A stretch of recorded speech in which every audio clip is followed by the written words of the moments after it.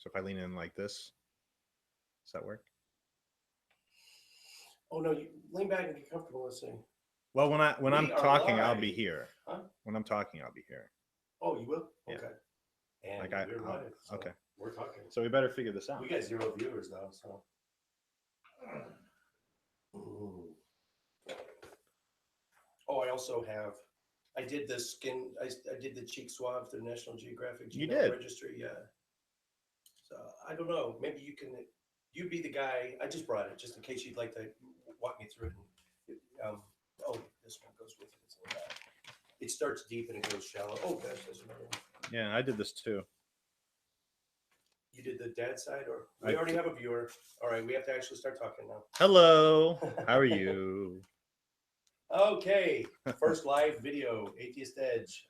I'm here with Dr. Zachary Moore. He's a PhD in pathobiology and molecular medicine.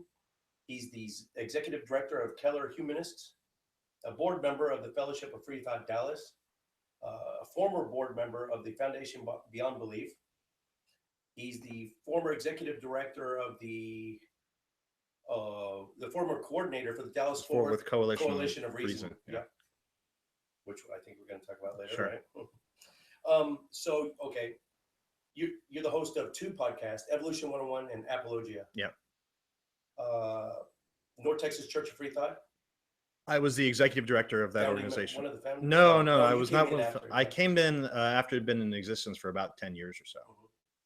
You're currently treasurer for Camp Quest? Yes. Camp Quest, Texas? Camp Quest, Texas. Oh, I'll just take this opportunity.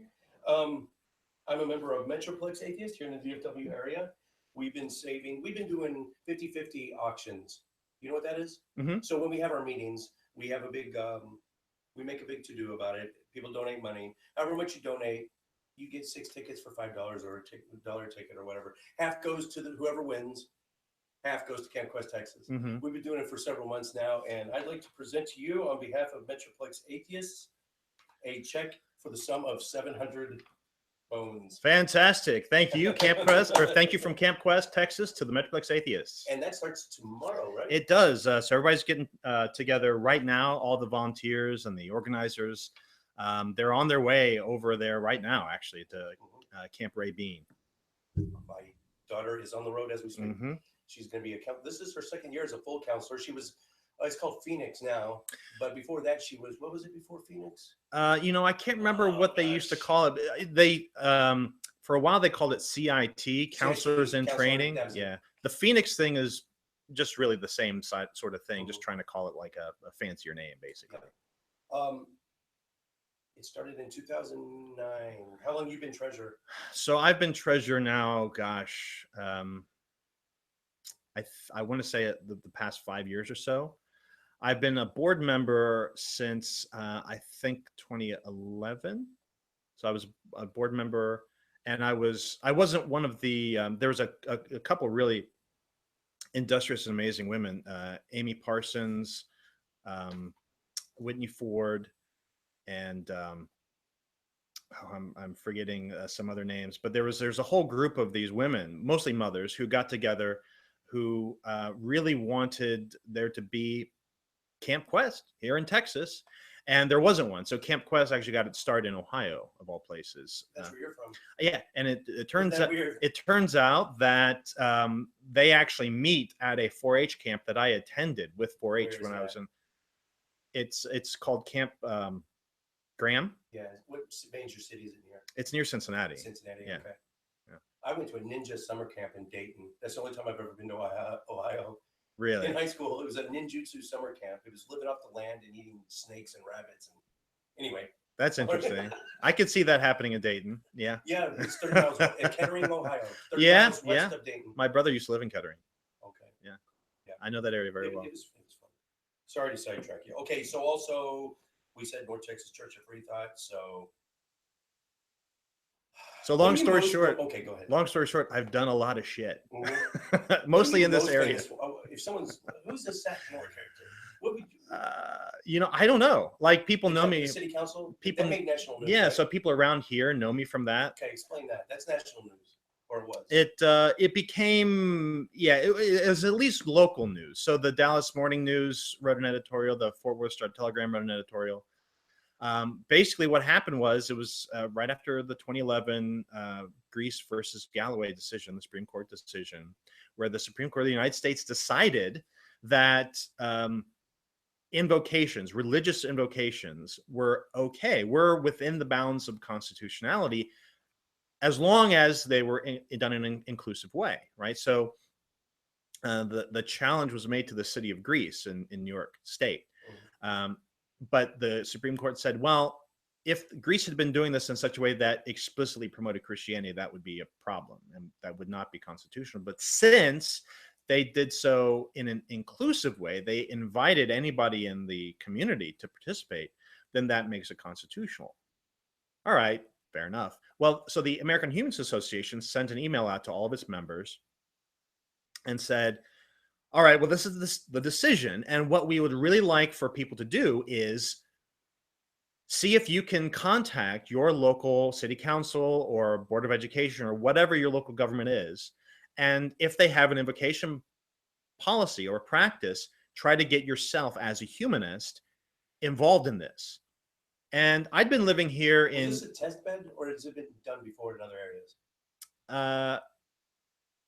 Well, so as in Texas, Yeah. I don't, it turns out that it happened in San Antonio. Okay. The exact same day that I eventually got my invocation, believe it or not. Yeah. It was a crazy thing. I didn't know about it until after the fact. Independent? Totally independent. We were not working together. Yeah, at all. And I had not heard of any of these invocations happening in Texas. And so I thought, well, you know, we just moved here to Keller, and Keller's a, you know, wonderful community. It seemed like it was welcoming and open and inclusive. I knew that they had an more or less inclusive invocation practice. I didn't really know anything about the policy. I knew that they had invited Mormons and Jehovah's Witnesses and other sort of non-Orthodox Christians to give invocations. So I thought, well, look, if it's not going to happen here in Keller, where in the world is it going to happen? So I decided that I was going to test this and just see what happened here in Keller. And I was very optimistic. Now you have a history with Keller. You know Keller from way back when. My childhood home is less than 5 miles from your very studio. Right. So you have this cornfield. Right. So you have a perception of Keller as being sort of very backwards and rural. And is it? I guess it's not. Well, yeah, you're right. My perception. So I actually grew up in a community, or had my adolescence. Is this progressive for you? It still seems backwards. So, well, look, it's Texas, so you grade on the curve. But so I grew up outside of Cincinnati in a very similar community to Keller. It's called Mason. And when my family and I first moved there, it was very rural, and it still had this.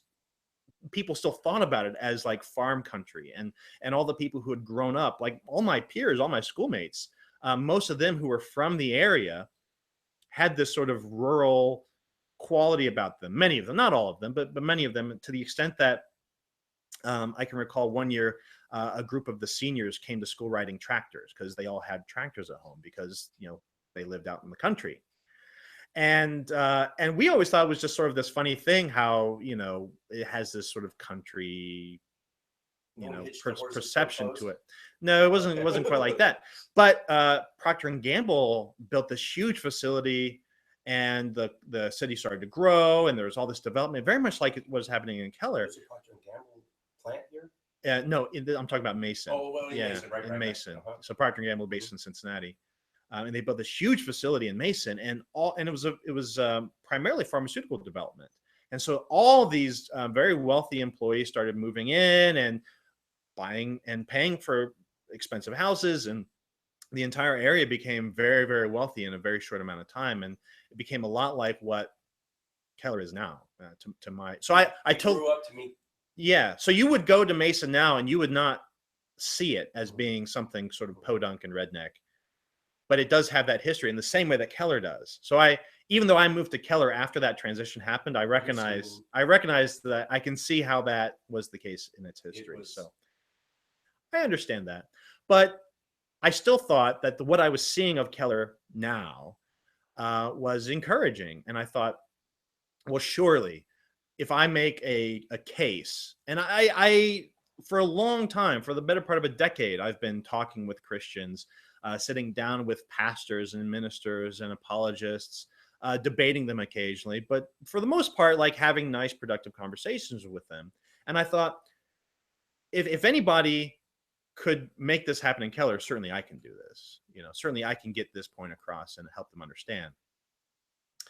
So I was very optimistic going into the whole thing, which I typically am. Like I typically have, and I'm sort of recognizing now that this is actually kind of a problem that I'm that optimistic, with regard to lots of things. With regard to expectations about, like we just recently had the Philando Castile decision with the acquittal, and there's this whole the Black Lives Matter and the issue with systemic racism and trying to get past that and realizing that it's still a big problem. We could talk about that. And the problem for me is I was raised by Fred Rogers, basically. I was raised by Fred Rogers and Sesame Street. Now, that's not to say that my parents didn't raise me. Of course they did. But, every day I was watching Mr. Rogers' Neighborhood. Every day I was watching Sesame Street. And on Sesame Street, there's 2 white people and 2 black people, 2 Hispanic people, and they're all doing the same thing together. They're all living on the same street. They all, pretty much dress the same and have the same concerns and help each other and, do projects together. And then you've got Fred Rogers and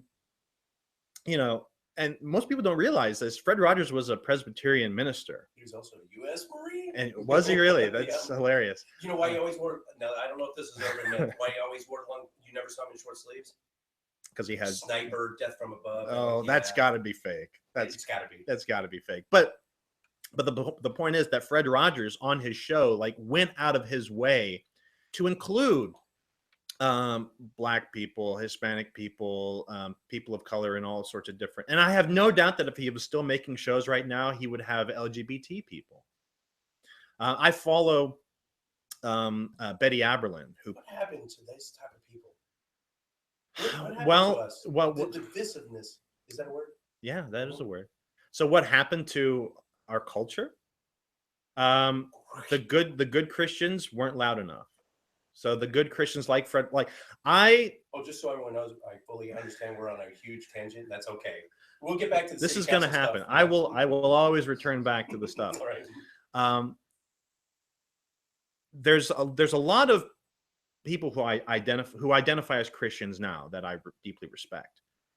That being said, there's only one Christian, one person who identified as a Christian that I am 100% confident that person, if nobody else, was a Christian, and that's Fred Rogers.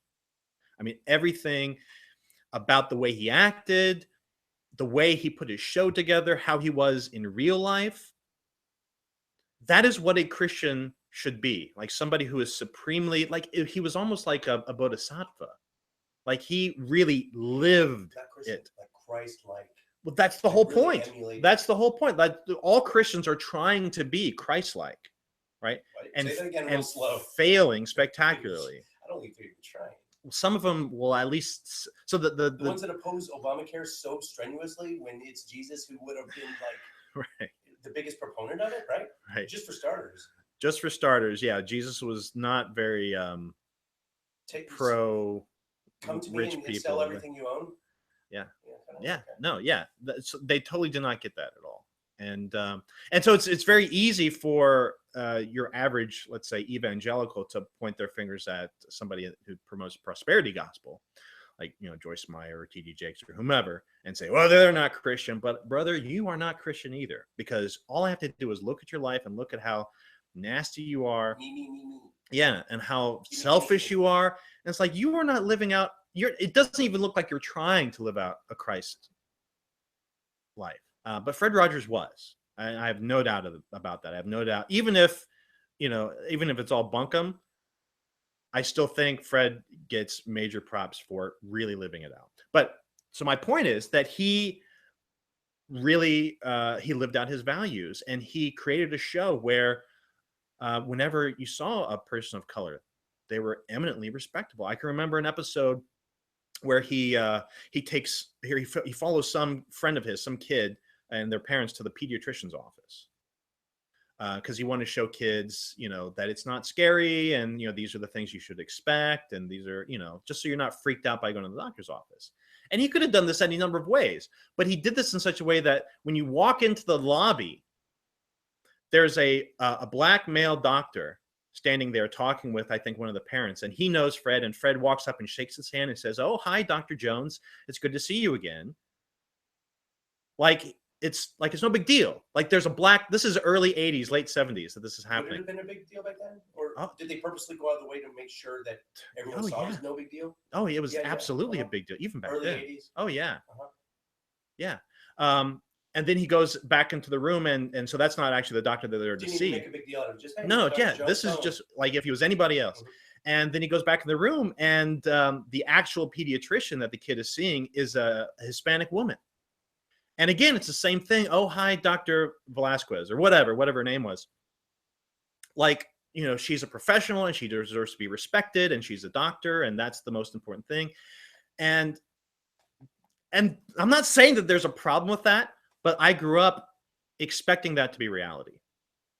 And so I sort of went out into the world expecting that, oh, this is how everybody's supposed to treat everybody else. And so I would, and there was some on my father's side of the family, there was some racism that I sort of could pick up on even at a very early age. And just a bit that I was aware of on my to recognize it. Enough to recognize, like, whoa, that's not cool. I can recall, I think I was like maybe 8 or 9 years old in Cincinnati. Somebody had organized what they called the Black Family Reunion. It was like a city festival, like a citywide festival or something like that. The main idea was to promote Black entertainers and Black businesses. Was it exclusive? No, of course not. No, of course not. It was open to everybody. Was it Evergreen State College? Right? No, there was nothing like that. It was just a city council, not city council, city sponsored or whatever. Like anything, like Grapevine Great Fest. Except it was trying to get that thing's cool. Black, yeah. It was the idea of it was we're trying to get Black people out, supporting Black businesses, etc. And I can remember being over at a cousin's house and him saying something really just dismissive and snarky about that. Like, well, how come we don't have a white family reunion? And it's like, because you go to every other festival and it's just overwhelmingly white, right? So the whole point of this is to emphasize. What if there were a white family reunion? I mean, would there be? No, I'm not saying that. You're not advocating. Not advocating it, but if someone did, would a non-white? I don't like using white or black because I believe melanin color. In fact, this would be a good idea to triple tangent on you. Okay, so anyway, I think I have it here. Man, I didn't think I was going to get to this, but here's what Bill Nye says. There is nothing wrong with using geographic labels to designate people. Mm-hmm. Major continental terms are just fine. And sub-regional refinements such as Western European, Eastern African, Southeast Asian, so forth, carry no unintentional baggage. In contrast, terms such as Negroid, Caucasoid, Mongoloid, yeah, create more problems than they solve. Those very terms reflect a mix of narrow regional, specific ethnic, and descriptive physical components with an assumption that such separate dimensions have some kind of common tie. Biologically, this is the part I was wanting you to hear. Biologically, such terms are worse than useless. Their continued use then in social situations where people think they have some meaning. Like if I were to take a Black person and put their arm up next to this microphone, right? Are you Black? Okay, no, I'm not. Put this up to my arm. I think I'm like peach with some brown speckles. I don't know. I'm definitely not white. You know where I'm going. Well, but I think it's a divisive term. It just seeks to make us even more of a rift.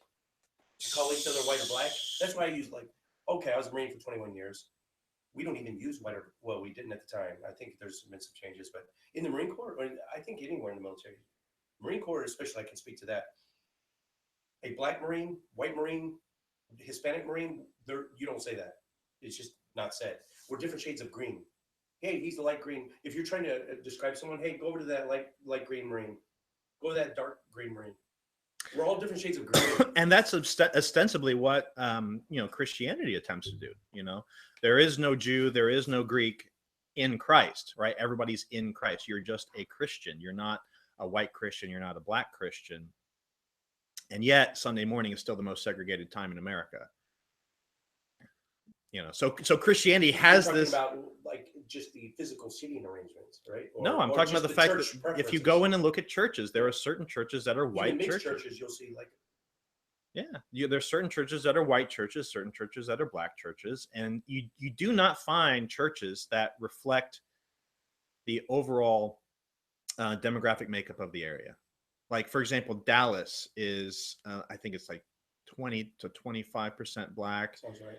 And national average is 13. So yeah. Inner cities are going to be cities tend to be higher. Yeah. So I think it's 20 to 25% black or whatever it is, right? So 20 to 25% black, 40% Hispanic, maybe 10% Asian. Go to First Baptist. Right. So you go to First Baptist and you look at the demographics there and you say, do the demographics of First Baptist match the demographics of Dallas? No, they do not. Why not? Why? Tell me. I don't. Because he's a big name, first off, but who? Jeffress. I'd love to get Robert Jeffress. I sent him I wonder if he'd come. I sent him a Good Friday card one time. Yeah. And he commented on it. He did. Yeah. Like to his. He was he may have, I don't know, but he was interviewed about it. So this was something. I wonder if he'd ever decide to come on this show. Maybe I can get you to pull for me. There's no way he would. I doubt he it. Wouldn't engage me. I doubt it. No. There's nothing. There's no profit in it for him. Mm-hmm. Yeah. So this was something. It was one of the last things we did. It was actually the very last thing that the Corps did while I was still the coordinator. Is we sent out Happy Good Friday cards to local pastors, including Jeffress, saying on Good Friday, and they arrived at their desk on Good Friday. Little greeting cards. The little hidden not so hidden. The not so subtle messages. Well, so the message. Your God is dead, right? So the message, yeah. So the slap in your face message was your God is dead, ha ha ha. But I wrote up for the inside of the card. I wrote up a little spiel about why that's a good thing, and why we should all sort of celebrate that. And I was trying to sort of pitch it as, this is sort of where humanists and Christians can come together. Because if God really died, then this is sort of part and parcel of this grand metaphor that exists throughout all of human mythological tradition, or almost all of it. And why is this such an important thing? Why is this Easter holiday such an important thing? Because it talks about sacrifice. It talks about redemption. It's everything that we want as human beings, right? And so I was sort of pitching it as a way to bring us all together. But of course, it could only be taken negatively. It could only be taken. Yeah, it was probably not the best thing for us to do. It wasn't a Kathy Griffin. Trump at least I didn't decapitate him in effigy. Hey, before I forget, you sparked something. I was watching a debate with you and Meek, last name Meek. He's a friend of yours, a Christian. I don't know if that's his name. Meek. No, it wasn't Meek. Anyway, you're thinking of John Meek, the director at Camp Quest. Yeah, might be. Okay, so I was watching a debate. It was a Bible and Beer consortium. Was it a British fellow? Or a tall, dark-haired guy? I even forget. I remember his point, which is all that matters. He brought up a prophecy in Daniel about Jesus had to have been the Messiah because the Old Testament prophesied him, because they referred to him as the Mashiach or the Messiah in the Old Testament, and this, that, and the other. And they said when he will be,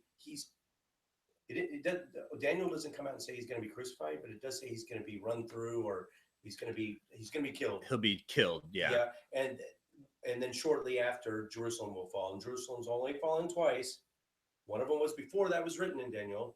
The other one was written Jerusalem fell in 70 AD, which is 40 years after he died. That proves it. And you didn't really answer him because he gish gouged you. First off, he hit you with so many questions you couldn't answer them all. But I don't think you got to that answer. I'm sorry to put you on the spot, but do you have some? If I were devil's advocate, if I were asking, is there an answer for that? No, I'm asking you. Well, so the answer for that is He's known as the Messiah. Right. So the answer for that is that a lot of Jews in the first century were aware of that passage, and they were so as it was originally written, it was meant to refer to the invasion of the Seleucids. So Daniel is a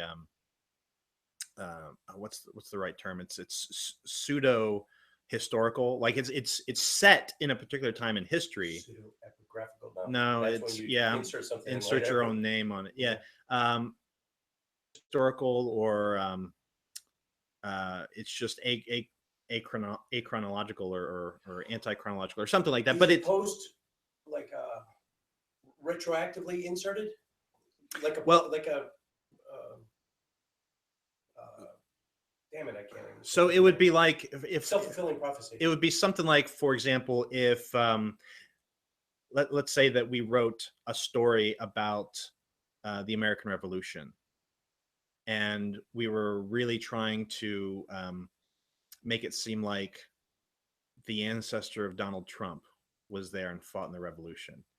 And we're writing the story, and we're trying to make it seem like the story was leading up to the person that we have now as president. Mm-hmm. And of course, we're writing it now, and we could insert all these prophecies, like we could prophesy things that happen. Yeah. So we could, as we're writing the story, we could insert prophecies to predict things that happened in, like the Civil War, World War I, World War II, Vietnam, the Gulf War. Like we could predict all those wars and then have that lead up to the election of Donald Trump. Happened?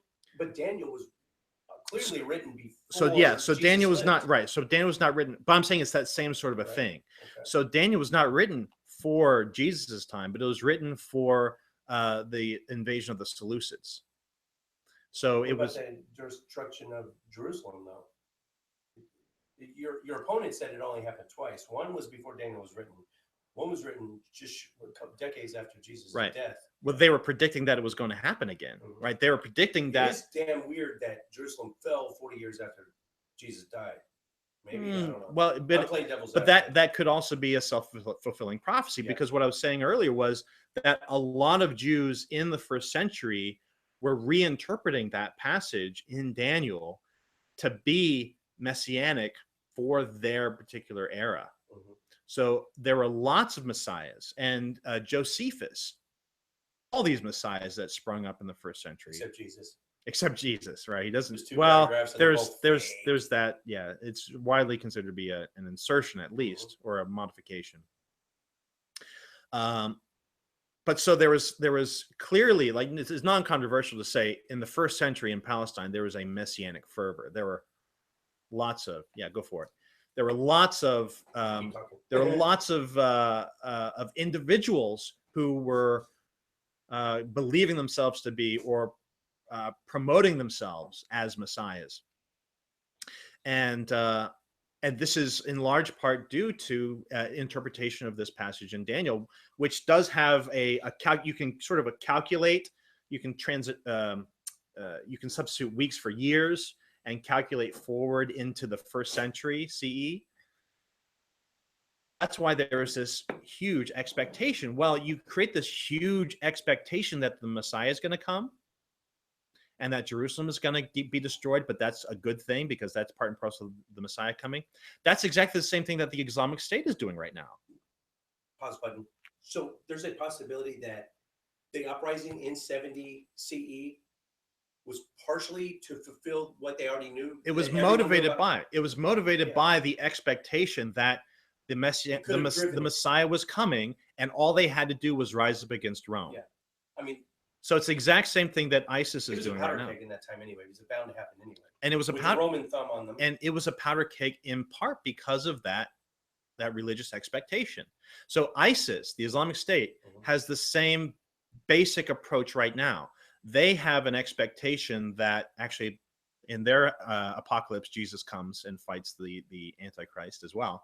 But they had an expectation that that the apocalypse would happen, or is only going to happen, if a legitimate caliph stands up against the forces of Rome and fights it and has this massive battle. So everything they're doing is to try to force the West to have this fight with them. And it's working. I mean, it's doing a pretty good job. But they want this to happen. So that's a self-fulfilled prophecy. When you have this prophecy that you believe is true and you bring about the events to make sure that it happens, that's a self-fulfilled prophecy. The name of their magazine used to be called Raqqa. They said they would always have to start in. Yeah. And then when we took it back, or when it was taken back, they had to change the name of their magazine. Mm-hmm. But I'm tempted to go off on yet another tangent. But let's circle back around to that city council. City council. And so I understand that you've been scheduled to give 4 invocations at the Keller City Council. One, you were turned away. The other ones you gave. So it was kind of a weird thing. At first, so I eventually made contact with the city. It took a while. Like, I don't think the city was really used to people just calling them up and saying, hey, I'd love to give an invocation. So it took several months, actually, before I could get any response from anybody. But I did eventually, and they referred me to a local pastor. And they said, well, as it happens, this whole invocation thing is run by a pastor for us. So you're going to have to give him a call. And the guy's name is John Salveson. He's the head pastor at Bear Creek Bible Church in Keller. Oh, Keller. Yeah. And I don't know, I was thinking Haltom City, Bear Creek.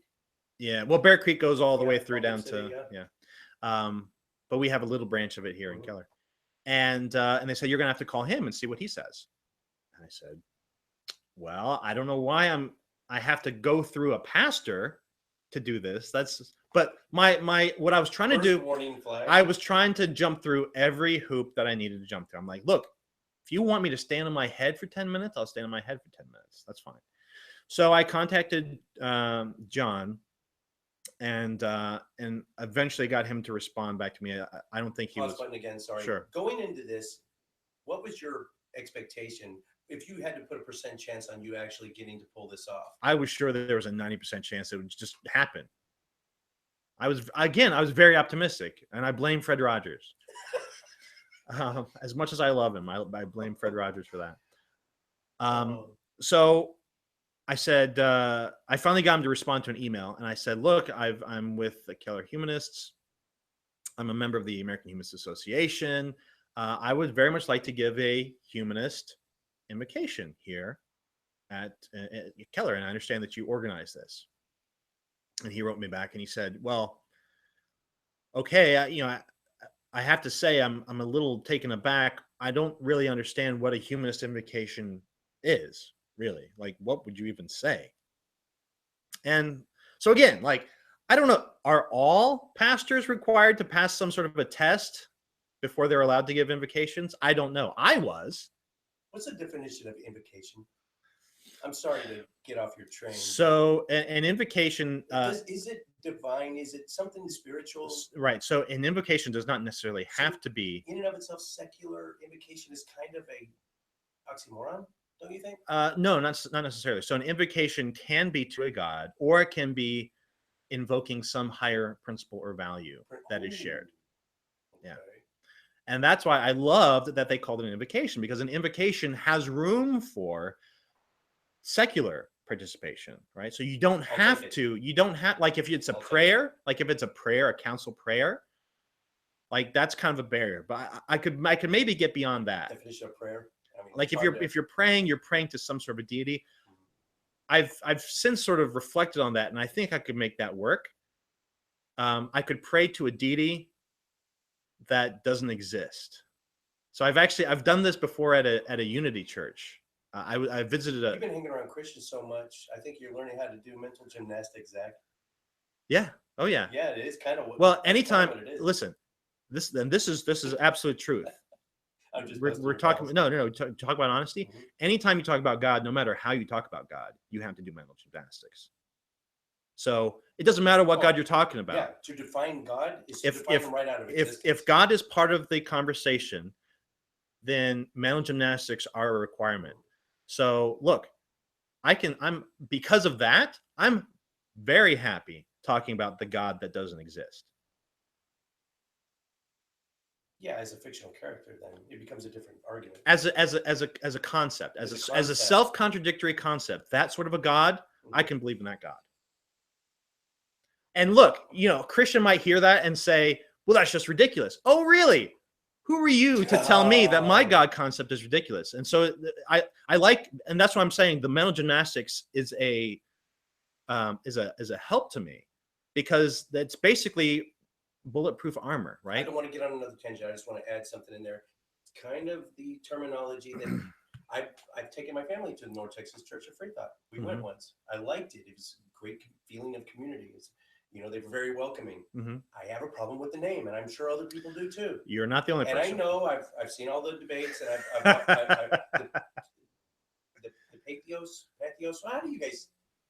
You write for Pet? I don't. No. Oh, you haven't written? No, I've never been asked to. Yeah, I think it must have been an R and wrong.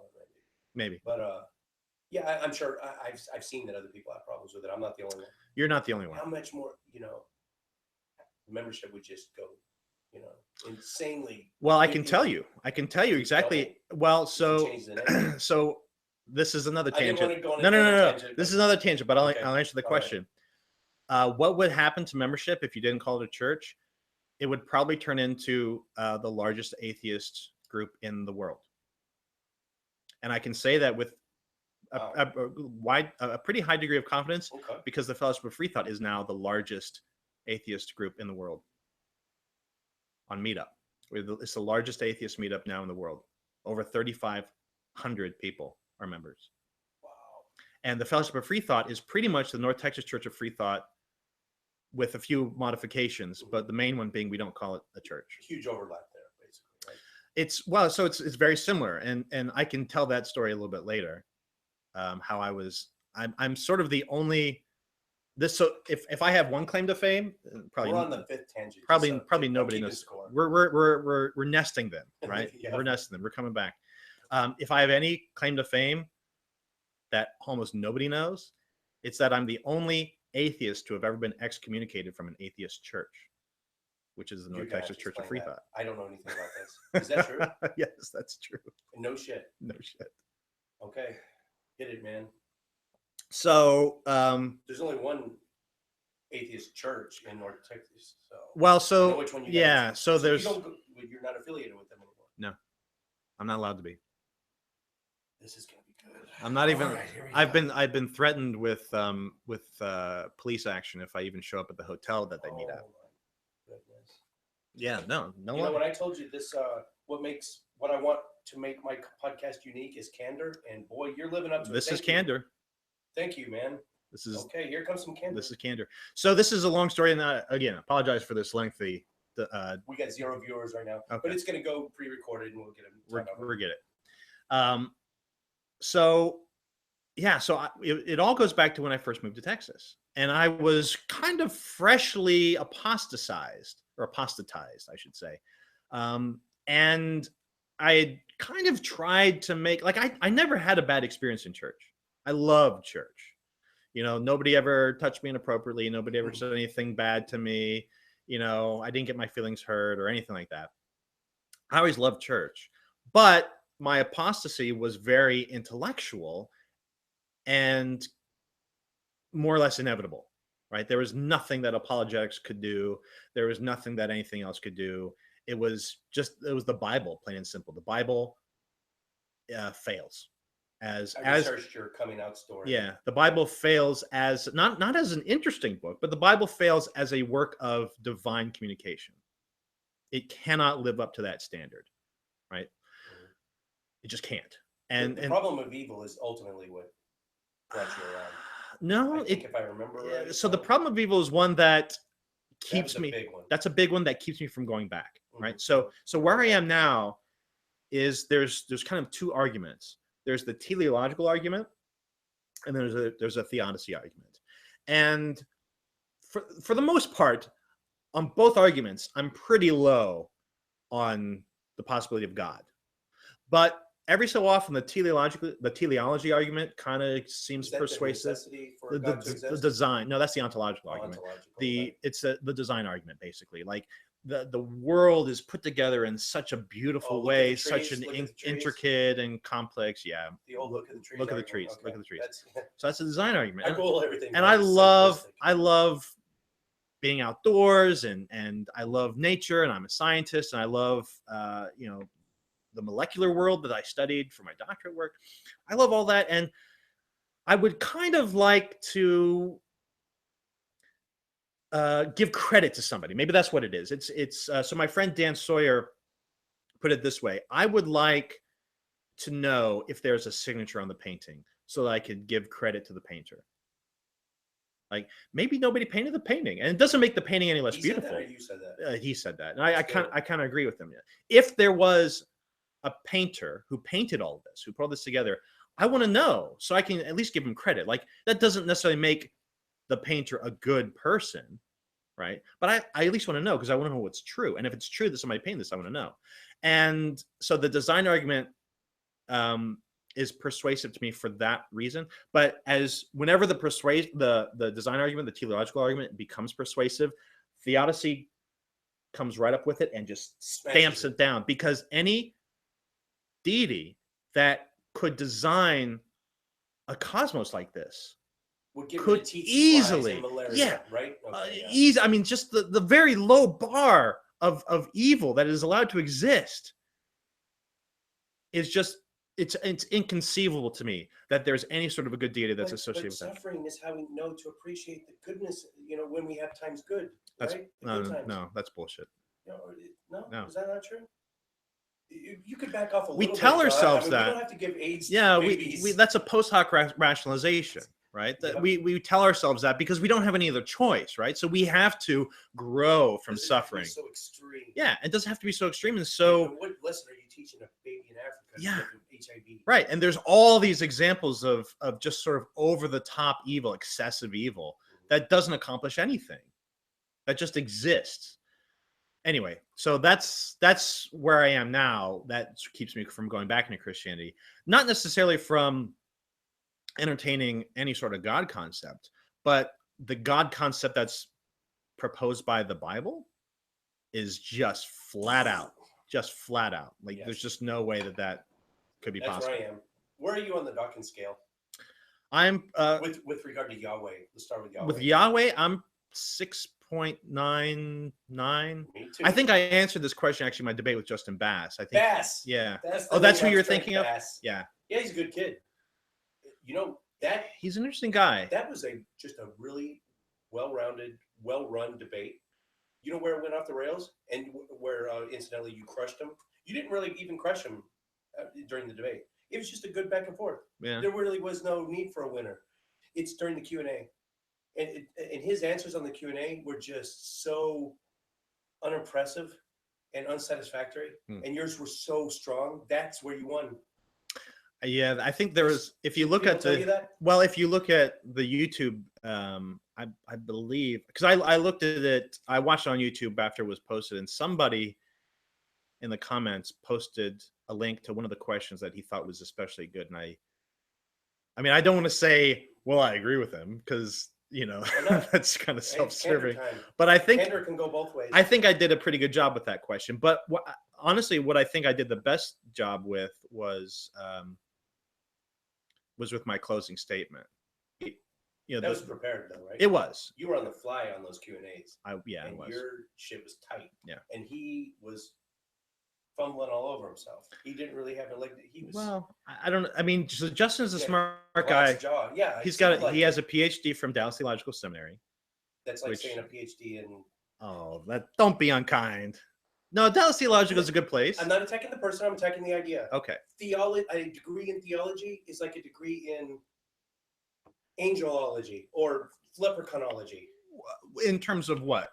A degree in how New hard Testament it is? Studies. Oh, I don't. Lots of things are hard. You're saying it's lots of things are hard. So angelology, or let's say a degree. I don't have a postgraduate degree in anything. Let's say I did something that I was a Marine for 21 years. If we're talking about difficulty in something, it doesn't, Right. Yeah. But you might say so. Dawkins has made this point as well, where he's sort of very dismissive of theology. It's he says it's Oh, he does. yeah, Okay. he says it's a discipline without any content, basically, because it's all made up. Like Arnon Ra, he's an autodidact. He specializes on what he's going to talk about. I will take someone with zero training in a field that spends. My second book took me a year and a half. I didn't know a thing. I read the Quran. Yeah. I read the Hadiths, all of them, the Shia and the Sunni version, all the ones that considered Hadith. 3 different translations, studied them for a year and a half, wrote the book. I had no knowledge of the Quran before. I'm not a Quran scholar. I don't speak Arabic. I would, again, candor. I would put mine on par with anyone who's going to any other critic of the Quran. So Muslim apologists would say, of course, they would dismiss me if you haven't read it in Arabic, you haven't actually read it. It's not the true recitation. I understand. Right. The 3 best translations, the approximations, and I took, I used all 3 as my examples. Yeah, I did the best I could. I already speak 3 languages. I'm not going to. And Arabic is like a category 4 category. It's a very hard language to learn. I love the way it's written. It's so beautiful. You speak French too, don't you? I speak a little bit. You speak French in a video the other day. Did I? Really? Yeah. Oh my God. You quoted somebody, but the pronunciation sounded really like. Oh, it was. Did you do it again? No, I'd have to be looking at it. It was. I think it's a quote. It's attributed to Denis Diderot, where he says. Denis Diderot. Right? Denis Diderot he says. Well, our job. Yeah, he's basically saying our job will only be done when the last king is strangled with the guts of the last priest. that's and I was just in Paris, and I was at their Pantheon, and I saw Voltaire's grave. Oh yeah, very cool. I've been to France 5 times. Never been to Paris. Oh, who could say that? Yeah, that's funny. Strasbourg beach, a lot of the eastern part. I never went to Paris. Interesting. Didn't really even interest me because I hear it's. Yeah. Did you enjoy it? It's Does it not smell like urine? And no, nothing like that. Nothing like Paris. that. No. Honestly, my experience, everyone's very nice. Almost everybody speaks English. Nobody was rude to me. Oh shit! They hate Uber there. I know that. They might. It's one of the. I've been driving for Uber and Lyft for 3 years, and we know the cities where we're not. Uber is okay, and that's the number one. Tampa, Las Vegas, Dallas. Is not Uber friendly. Well, the airports are not. The airports are not. Ooh, no. Yeah. Taxi drivers, they'll find ways to sabotage you even. New York City, anything like that. But Paris, taxi drivers. Oh, that's an Uber driver. We'll light his car on fire. We'll Molotov him. Oh wow. Yeah. Anyway, now we're on like 7-10. All right, so we're going back up to NTCUF. Okay. So back up to NTCUF. So here I was in Texas, just moved here. 2 viewers, Zach. 2 viewers. Freshly apostatized. And I was thinking, I was sure of this. I was sure that, well, look, this is it. Then I can't go back to church. Church holds nothing for me. I've tried attending on Sunday morning and trying to sort of get into it, but I can't shake the feeling that everyone is faking just as much as I'm faking. I thought, well, that's it for church. And okay, fine, whatever. And my wife, who's, completely anti-religion in any sense, was super happy about that.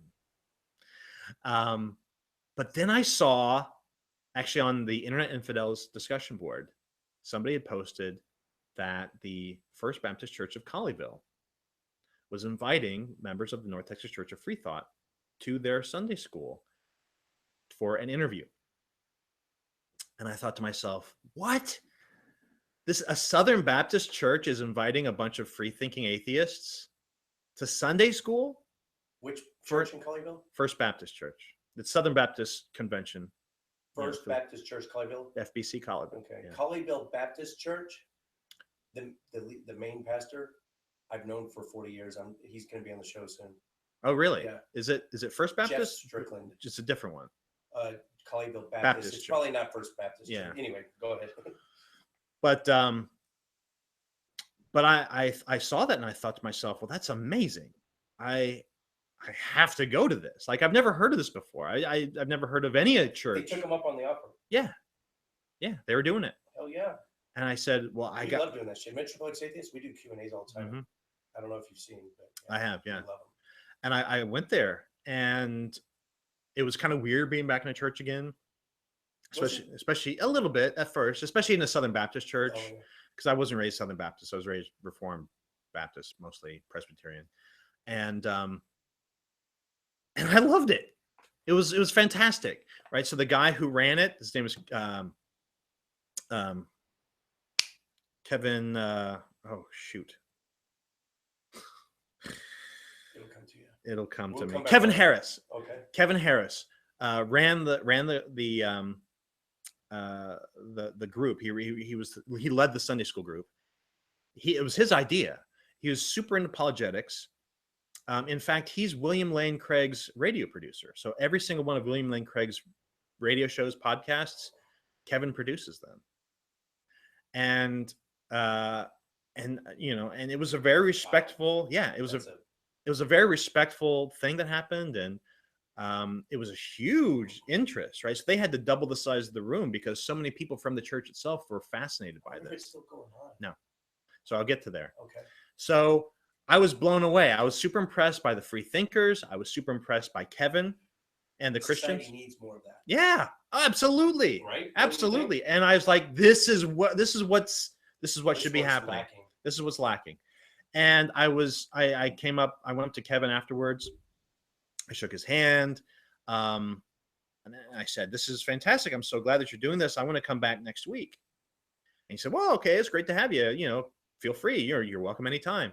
And I introduced myself to the free thinkers. And I said, this is so cool that you did this. You know, what else do you guys do? And they said, well, we do all these other things. And we have on the first Sunday of every month, we have a church service. I said, all right, well, I'm going to that. And so I became a regular attendee at both groups. And the first Sunday of the month, I was with the free thinkers. Every other Sunday, I was there at Kevin's class. For 2 years, I did this. And I loved it. It was great. The problem, though, is I noticed how often the Christians would talk about the free thinkers and the atheists. To their face or no, because they were separated. Like after that event, they were never really in the same space together. So the free thinkers, not maliciously, but like dismissively and sort of, you know, to the point where they'd be making assumptions that I knew were wrong. And I would do my best to try to correct them. Well, guys, you know, that's not actually what they do. On both sides, right? So the free thinkers were saying all sorts of nasty things about the Southern Baptists, and the Southern Baptists were saying things about the atheists. And I was like, guys, if you only just knew each other and could spend time together, like you would see how ridiculous this is. And honestly, you guys have a lot more in common than you are different. You know, I mean, you have very clear differences in terms of what you believe, but the things that you're passionate about are very similar. And I thought it was a tragedy that they never grasped that. And at the end of the 2 years, the pastor at First Baptist Colleyville was let go, that he was involved in some sort of a scandal where the church either bought land for him or bought land from him, and he profited from it. It was like a weird money thing. Yeah. And they let him go. That never happens on our side. It's another tangent that we might get to later. Anyway, so that pastor left, and of course now he's since started up a new church. So he's, you know, you can't keep a good pastor down. But who's the food bucket guy? He sells the food buckets. Pat Robertson sells them too. But you're thinking of Jim Baker. Jim Baker, went to prison. Now he's selling doomsday food buckets to preppers. I'm determined to get you off the rails. This is a good challenge. Okay. So Colleyville Baptist, and so they had a new pastor that they hired, and this new pastor had no time at all for apologetics. And he told Kevin point blank, this class is no longer allowed here at this church because you're raising questions of philosophy. You're talking about atheists. You're talking about science. You're talking about all these things. I haven't heard anything objectionable yet. He said these have no place at all in a church. Oh, it's kind of like religion having no place at all in a place of higher learning or a public school. I won't go there, but you can go there. But anyway, so he told Kevin, look, this has to be shut down. So either you shut down the class or you just make it into a regular Sunday school class, which is a Bible study. You know, they're all the same. They're all just individuals are still free to you're all ask just questions. divided up by demographics. Yep. And so Kevin said, all right, well, I'll keep it going and we'll try to keep it interesting. I still do it. And he told the group that, and I said, Kevin, I love you, but I'm not coming back here for Bible study. Like, I'm not getting up and driving to a church just for some stupid Bible study where I'm being told what to think about the Bible. But the difference between a Bible study and a sermon, it's a two-way road. Not really. No. When you do Bible studies, there's never been a member of a church. Yeah. I'm a cradle atheist. Yeah. So you've got an advantage. So when you do a Bible study, there's somebody who leads it. So they lead you through the discussion, lead you to the conclusion. They get to pipe up, though. Well, people do get to pipe up, and usually if you pipe up too much, you're asked to leave the Bible study. I have another story about the World Cup. So you either follow the agenda and the objectives of the person who's leading the study. Is also the case is the individual denominations will have their own like printed out agendas.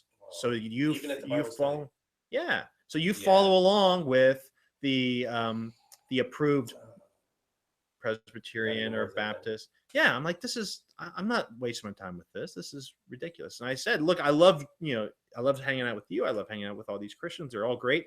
They invited me to like their Christmas parties and stuff. It was fantastic. I did volunteering projects with them. I loved it, but I'm not sticking around if you're not talking about the things that I'm interested in. And so then I started to spend a lot more time with the freethinkers. And it was about that time that the two organizers of the Church of Free Thought kind of separate crises that kind of overlapped. So it was founded by Tim Gorski and his partner, Deborah Boak, and Marilyn Sullivan, two couples, basically. And both Tim and Mike were both raised Catholic. And they both, appreciated the value that participating in a church community gave to them. And they often wanted that for atheists. And so they were involved. They were active. Both of them were active with like American Atheists back in the day, Freedom from Religion Foundation. They would go to conventions back in the 80s and early 90s. But they were pointed at how the old guard of atheism really wanted nothing to do with building actual community. All they really wanted to do was be activists and picket and write articles in newspapers and stuff like that. And they didn't want to create communities. And Tim and Mike were always, if we can do what churches do, but we can just cut out the bullshit, right? Yeah. And there's a lot of good things that churches do. Like, there's no reason why we can't do that. Like, they don't have a patent on it. And so that's why they form. All our groups they kind of do that. We mold ourselves after the church. Yeah, there's lots of them now. Of course, the Fellowship of Free Thought is one. Houston Metroplex Atheist is kind of like that with their. My life is. I look forward to every Wednesday night. Yeah. That's almost the highlight of my week. Just getting it, breath of fresh air, talking to other non-believers. They used to jokingly refer to it as the Wednesday night prayer meeting. Because that's what Baptists do. Every Wednesday night they have the prayer meeting. Yep. They're like, well, we have our prayer meeting, except it's at the bar. Right. So Tim and Mike intentionally created the organization because they wanted it to be like a church for freethinkers.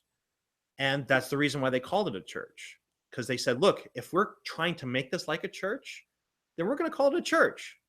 And they created this argument that's right. And it does not float with a lot of people. Believe me, I know. It wouldn't bar me from never going again.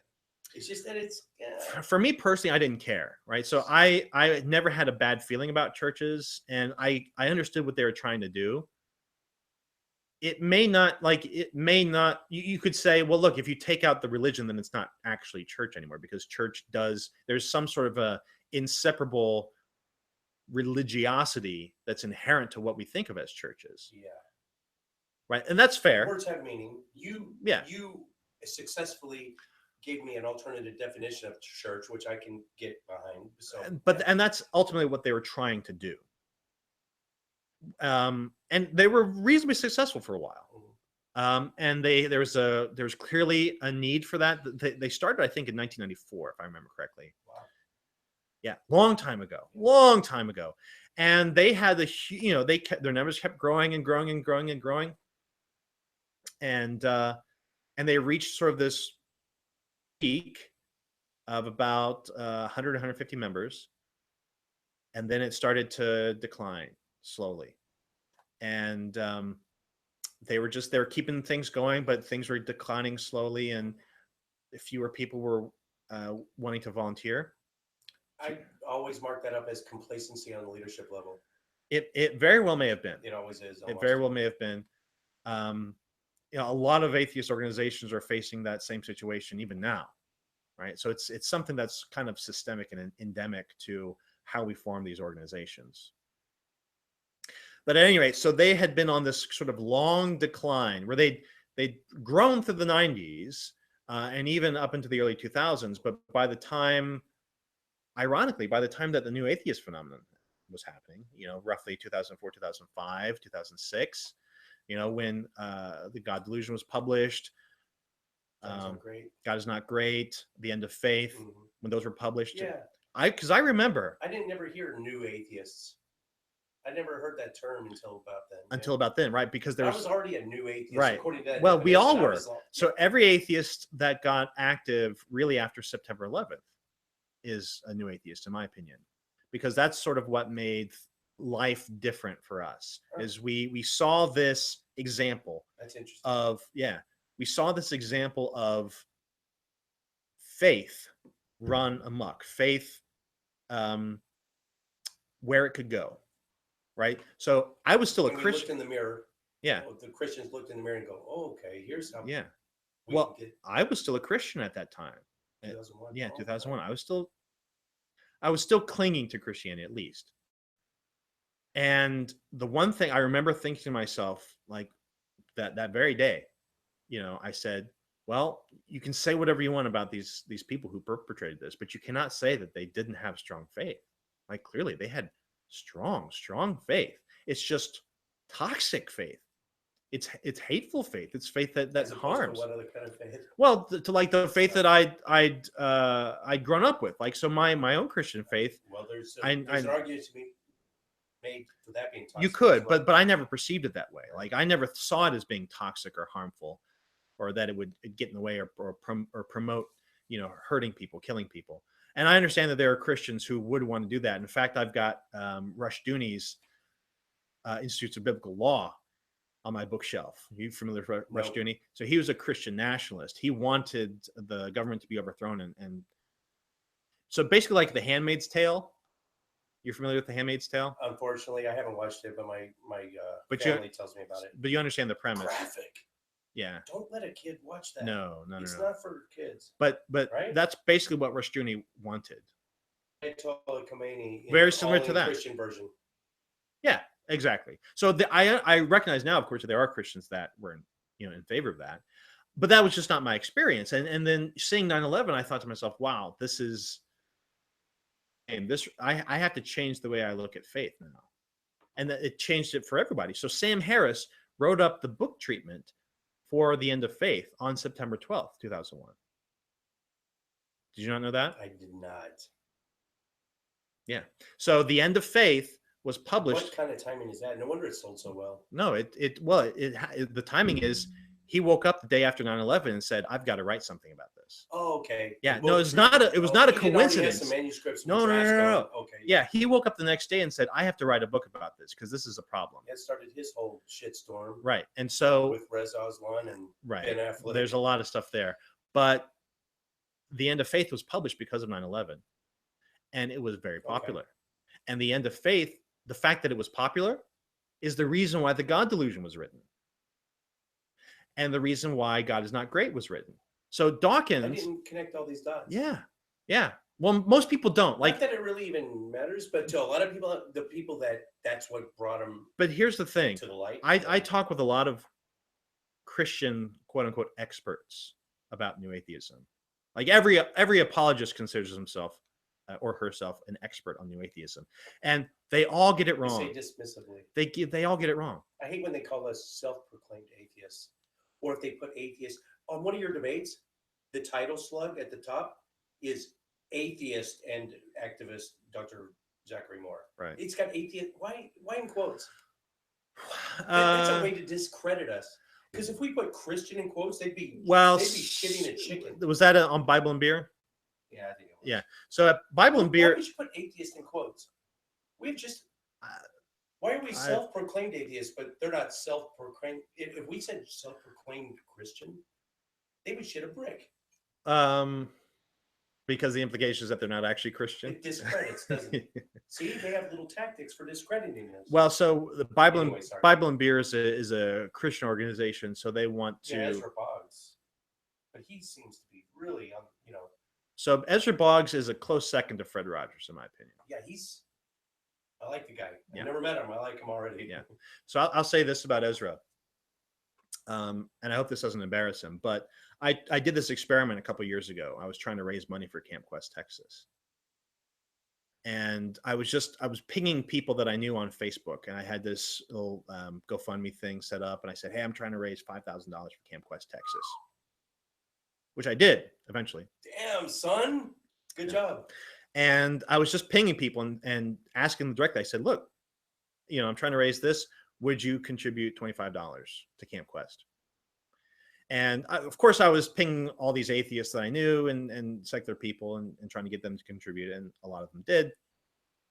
But I thought to myself, Camp Quest is it's a good thing. And there's a pretty good argument to be made for Christians that this is a good thing, that they should want to see more of this. They should want to see it expand. And we've actually had some Christian parents send their kids to Camp Quest in the past. My girls have come back after a week of camp and said, there was a Christian boy in our Socrates Cafe group, and he was talking about Christianity. Yeah. And everyone was kind to him. Yeah. And they love it, right? And it's a great thing for them to get exposure to points of view. And that's exactly why the parents do it. And so I thought, well, there's a pretty good argument to be made with these Christians to say, what if you want to give $25 to Camp Quest? And so I sent a slightly modified message where I was making a slightly different argument to all these Christians that I knew, mostly apologists and other people. And every single one of them responded not with a donation, with an argument. Like, well, yes, this is a good point and it's a good organization, but, read this verse and then read this verse and read this verse. And I don't know and it was like this whole big argument where they were making where they didn't actually have to, even though I was asking them directly and, providing a pretty good argument as to why they should support it. They were coming up with all these excuses. How much of that is, I just don't want to write a check. And the other half is, no. I just want to belittle you by wanting you to read something that you probably have already read before. I think honestly, it's the atheism thing. It's the fact that it's an atheist organization that something feels wrong to them. The first year, 5 years ago, when both my daughters go, 5 years ago, my youngest daughter was 11, right? Oh, we're going to Camp Quest. She had the homesickness, first time at camp and everything. So that was a Sunday. It didn't dawn on her that she was surrounded by atheists until Wednesday. Wow. When she came home after camp, she goes, Dad, did you know they're all atheists there? Or at least they're all parents are atheists. She didn't realize until it took her 4 days to realize. She was just having fun. Wow. And it really isn't even touched that much, except at like Socrates Cafe, when you're talking a little bit of philosophy. Yeah. Most of the time, you're just swimming and. Sometimes it's just camp. Yeah. Yeah, absolutely. Yeah. So anyway, every single Christian gave me an argument instead of, or even encouragement. I sent the exact same message to Ezra. 5 minutes later, I got a donation from him. Bam. And see? That's it. I'm a good judge of character. I want to meet that guy. So anyway, back to the Church of Free Thought. Ooh, we're going up. We're going back. Are we coming back on that? We're coming back up. On Aaron Ra's phylogeny. Back up the nest. Yeah, up the nest. So, so I started to do a lot more with the freethinkers. I wasn't doing anything with the Baptist, and so I started to do a lot more. I started to my time, helping out, setting up and tearing down on Sundays, and offering to give talks because I had background in microbiology. I could talk about that, and I was very comfortable with public speaking anyway, simply because PhD it requires you. Like I was presenting in front of, well, when I moved here to Dallas, the two guys who ran our department had both won the Nobel Prize in '85. Jesus, and so there's some intimidation. So I had to present in front of them.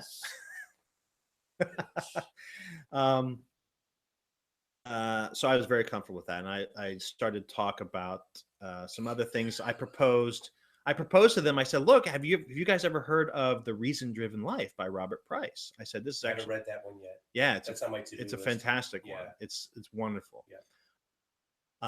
Even if you don't like anything else about Robert Price, well, which a lot of people don't. As long as he stays on a certain topic. As long as he stays away from a certain topic. Well, no, he stays on a certain topic. There's about 5 he needs to stay away from. Anything political, first off. Right.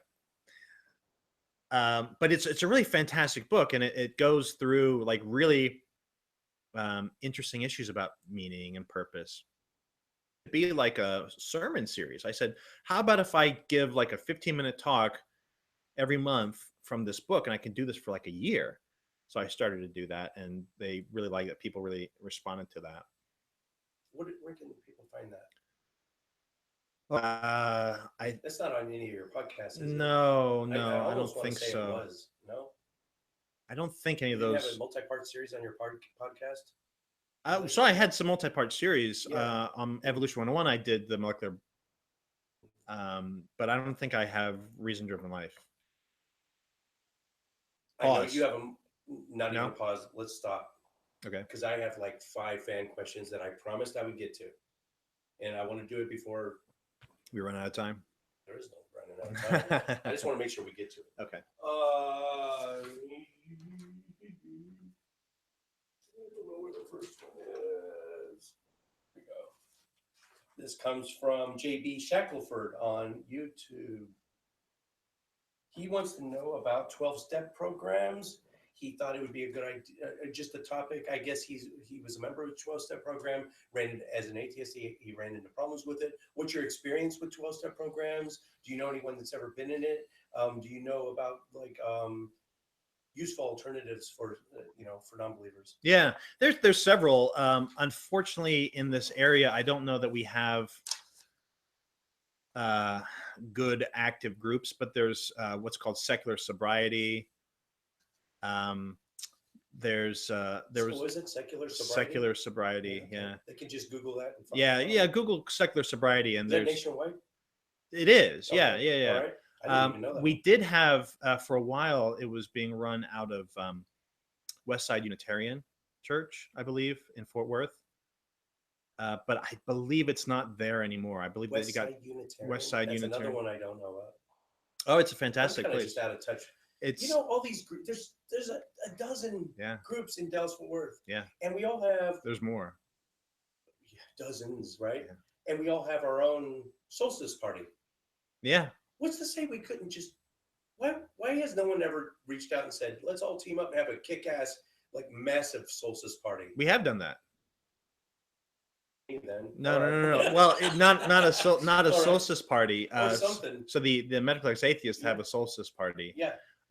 So FOF people have come to that in the past. But we used to have a massive Coalition of Reason picnic every Memorial Day weekend. The Coalition of Reason. So what happened to the CRR was basically we ran out of people with time to run it. So it was no scandalous, nothing.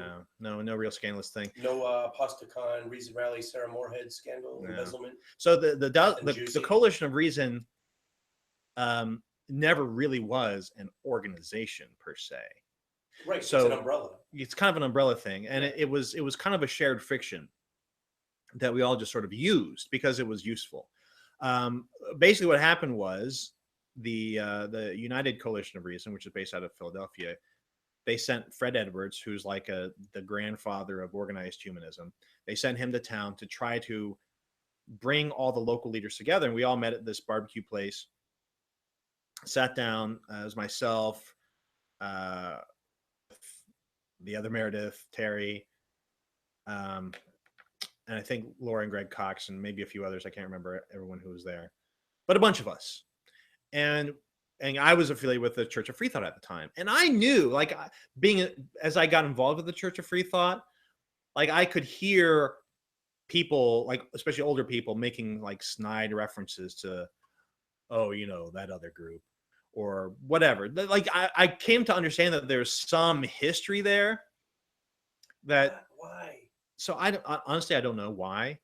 Stupid infighting. I think it all stems from power grabs. People want a place of authority, and when they realize it takes work, if they do ever achieve the position of power that they sought so fervently to get, and then they realize, oh God, I gotta actually do something. Yeah.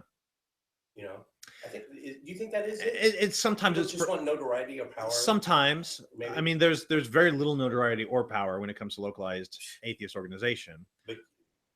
But you wouldn't be able to tell that, but the way they call each other's eyes out. Well, when the stakes are especially low, I think the egos tend to be especially high because you're fighting over scraps of power. That's good. Yeah, that's just my experience. I don't know that that's true for everybody. I've tried to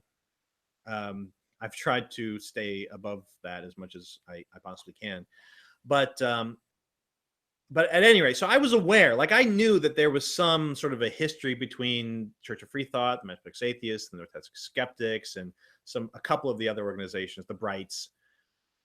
And I knew there was some history Those there. are dead, right? I don't know. Okay, I don't know. But my policy, or the way I looked at it, was, well, look, I recognize that there's probably some history there, but none of that history has anything to do with me. So that's a great way to look at it. I don't really care. So when I heard that Water on a duck's back. I'm like, well, look, it's got nothing to do with me. So whatever. So when I heard that there's this dinner being organized, I said, yeah, absolutely, I'm going to go. And so I went, and I met Terry and Randy and the other people for the first time, and they were like, oh my gosh, somebody from the Church of Free Thought is here. What's happened? Are cats and dogs falling from the sky? I'm going. I can't tonight because all three of both my kids, my wife took my kids up to Camp Quest. It's at Passaquina. It's 2 hours away from here. Yeah. So I got dogs at home. Yeah. And I am going to your Keller Humanist. What do you mean, weekly? Well, we do a monthly pub night now. Oh gosh, so this just happened to be it just happened to be this one. Damn it. You'll give me the next one? Yeah. I promise you I'll go to the next one. Okay. All right. So anyway.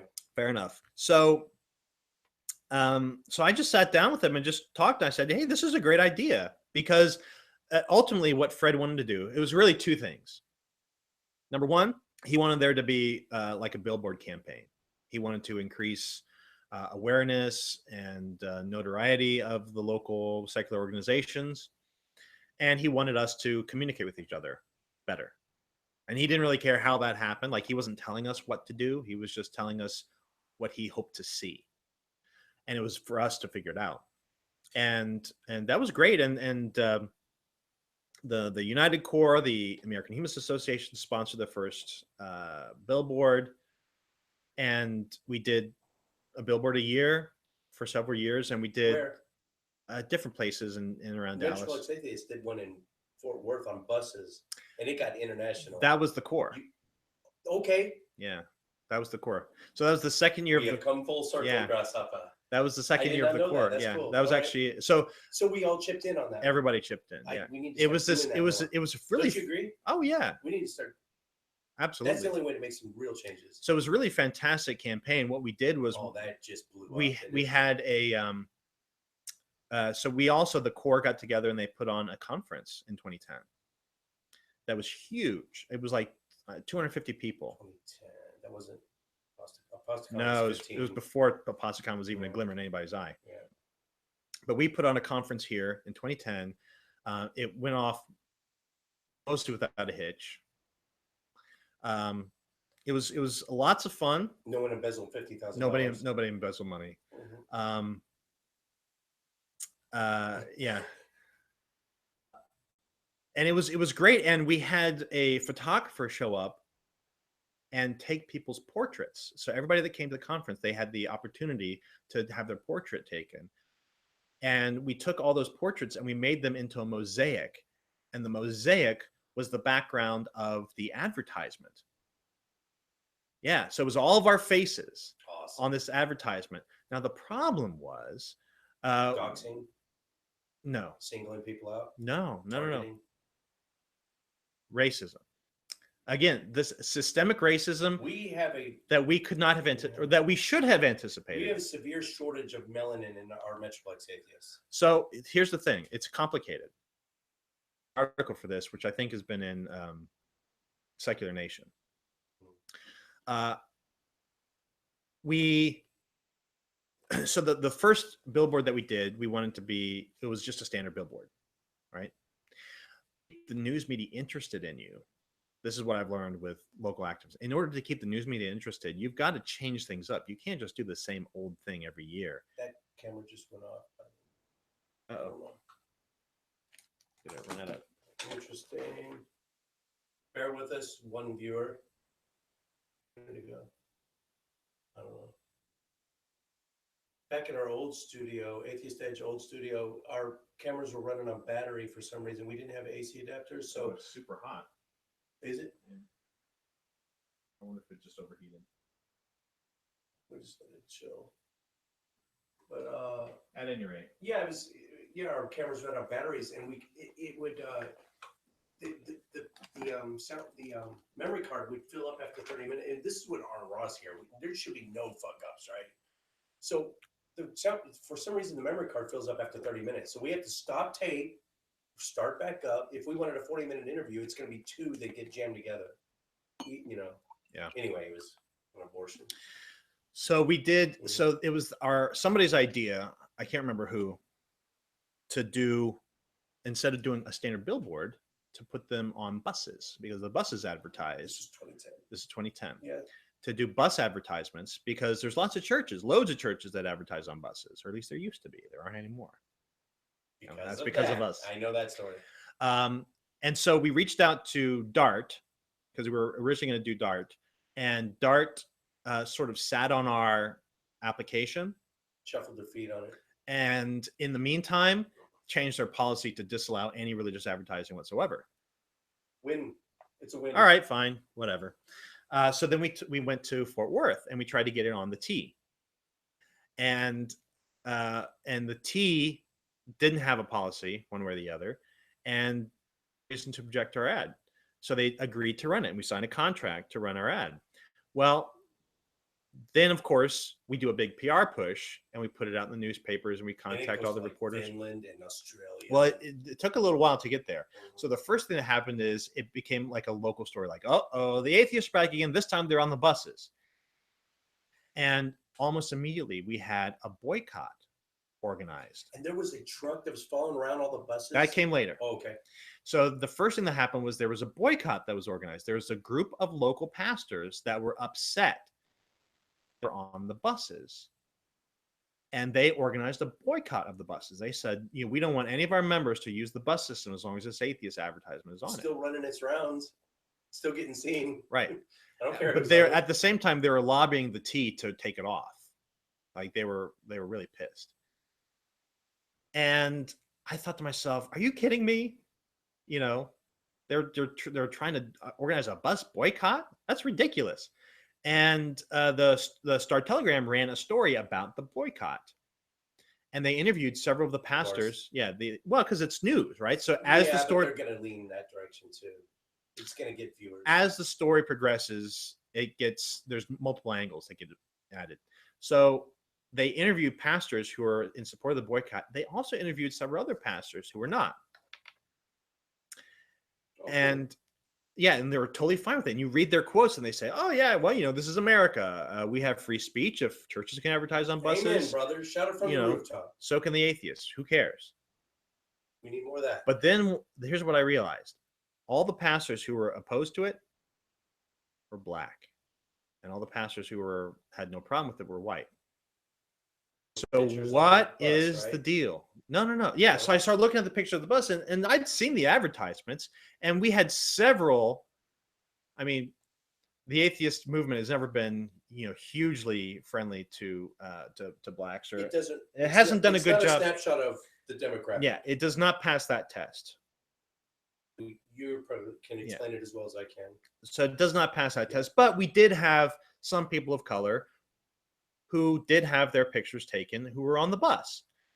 It's not like it's not like we're saying, like we're white people and we're better, because there's black people here too. So I don't get it. So, well, it took me. So this is what I normally do in this situation. And most people don't do this. Most people just sort of gripe about it or whatever, or write blog about it, or make a YouTube thing about it.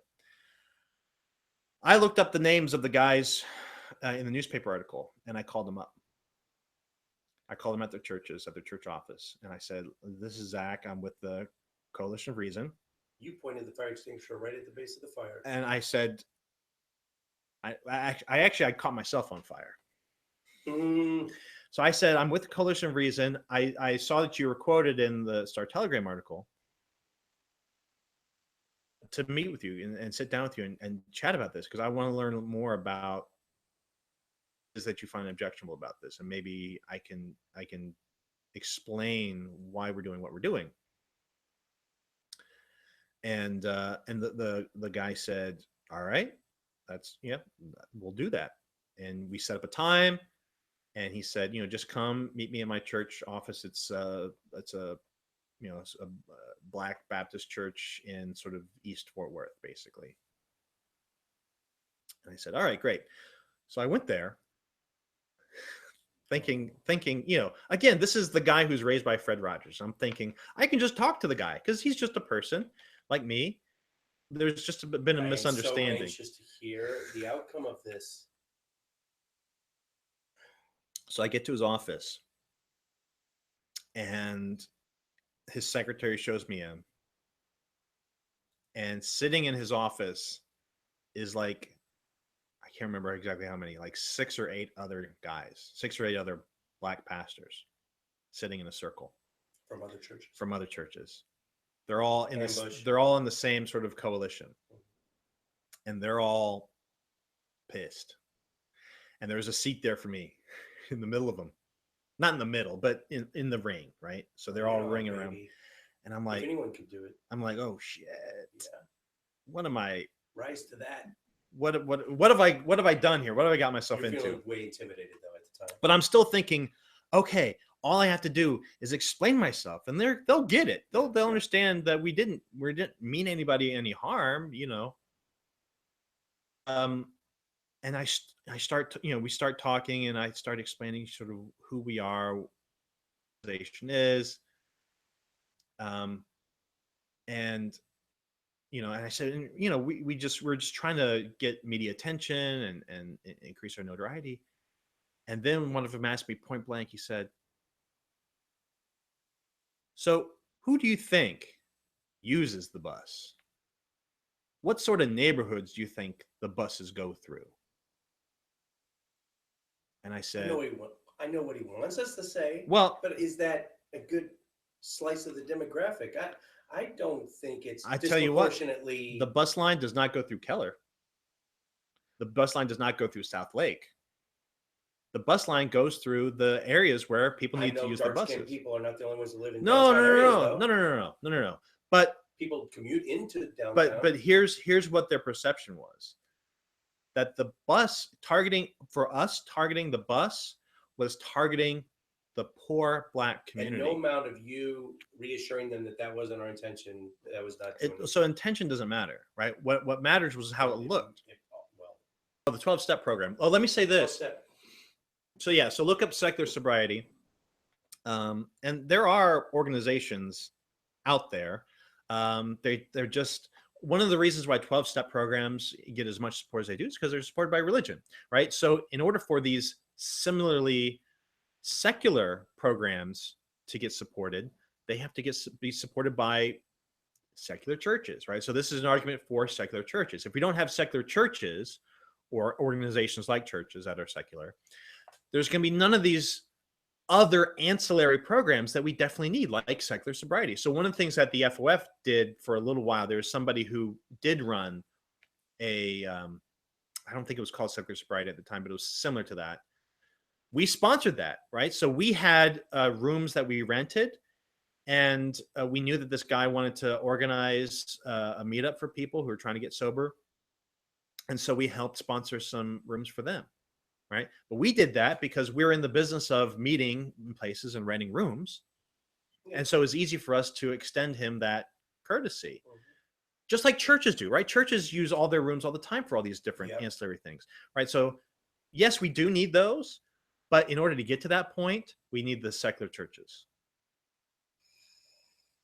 What are the numbers? Or secular non-churches. Don't call them churches. I don't care. Yeah. But whatever. We need those sort of organizations. We don't have the dollar figures behind it to be able to offer what they can offer. Yeah. Yeah. Yeah. So did that answer it? Yeah, I think so. It did. Okay, cool. All right. So Mark says, "Oh, this might be a joke one." I think he asked the same thing about Aaron. He wants to know about your hair care routine. My hair Do you care groom? routine. Do you go? Is it professional? I get my haircut. Do you get your beard done? Like, do they sculpt it? I get my haircut every couple of weeks down at like Great Clips, and then I do trim my own beard. Yeah, just Great Clips. Just Great Clips. Okay. And then they do your beard. I trim my own beard once every week or so, mm-hmm. and usually in the summer I kind of spike it up, but I haven't been doing that this summer. You go outside the norm because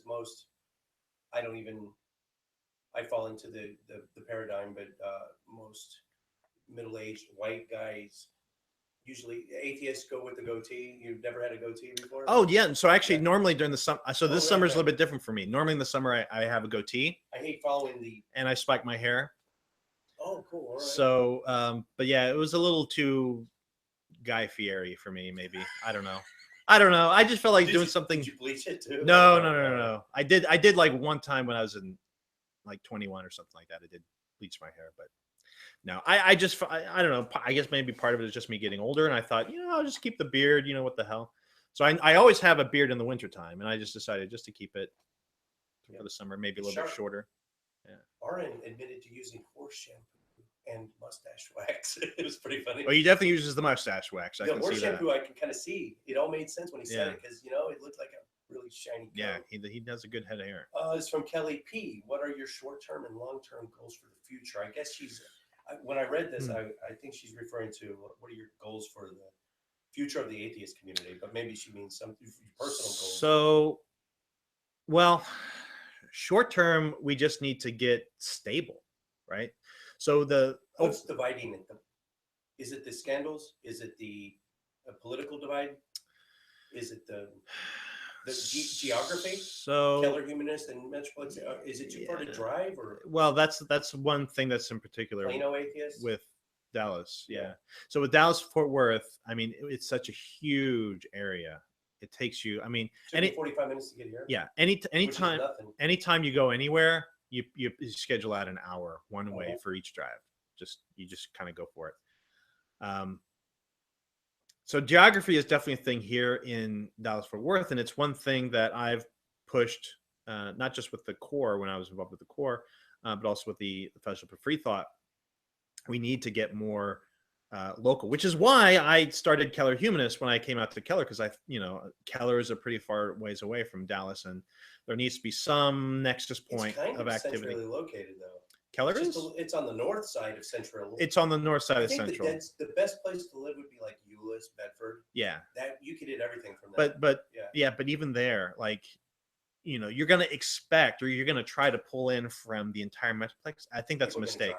I think we should be getting to the place where all of our activities happen within 15 minutes of all of our members. And what that means is more that we have to have more nexuses of activity. So there has to be basically every city that exists. Like, so you've got Keller, South Lake, Grapevine. There should be a Keller group.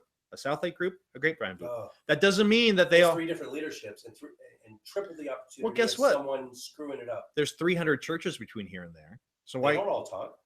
Well, I know, but they are all successful, right? They all bring people in. I see. don't really care. I'm So talking about a network, right? So network. that's nice. Yeah. And what the DFW Core did was nice. Yeah. By encouraging communication. Because like bus ads. But that requires network. it requires network and planning and strategy and all that kind of stuff. At the end of the day, I don't really care so much that all the atheists in the world talk to each other and get together all the time and do these grand projects. It would be nice if they were able to do that. But what I care more about is that there is some sort of a local option for everybody, no matter where you live, that there's something close that you can drive to within 15 minutes and get there. And you can do something on a Sunday or on a Saturday or during the week on a Wednesday night. There should be something in every city. And convenience. It's a huge thing. People are willing. In the early days when we were organizing, people would drive up from Midlothian. Yeah. People would drive up from Waco. Sometimes they would even drive up from Austin. Our people drive down to Austin to watch the show. When Camp Quest Texas first started, we had people driving down from Oklahoma. Well, it's Possum Kingdom this year, but the last 2-3 years, we're driving to Flaming Arrow, which is like way up in the hill country. The second Camp Quest Texas that we had there, I believe I'm right about this. We had somebody drive up from Mexico. Yeah. What was the closest one before Texas started? Was there an Oklahoma one yet? No, Oklahoma came after Texas. It was probably Tennessee. Wow. Yeah. And it's why did they only go to one? Why did they go back to 1 week this year? Volunteers. Not enough volunteers. Not enough volunteers. That's why they were yelling at my daughter, "Come on," because she was on the fence. So she's in college. She's working now. So they were begging her to come. This is inexorably linked. Yeah, because she's got she's the person that they want the most because she was a camper, then she was a CIT Phoenix. Yeah, she was a counselor last year. So that's absolutely who they want. Absolutely who they want. The problem is, and this is inexorably linked to my goal, right? So we're never going to get to my goal if we don't have enough volunteers. And I don't know how to solve the problem. It's sort of a chicken and egg thing, right? So you recruit volunteers to get the group going, but then you have to lean on them so much. Right? You have to expect so much from them that you burn them out, and they don't want to do it again after a couple of years. And then you say, okay, How much can you get burned out after 1 week, though? Come on. Well, so with Camp Quest there's a lot of work up. So Camp Quest meet in Dallas and do your little there's more than that, and it's a tough week, right?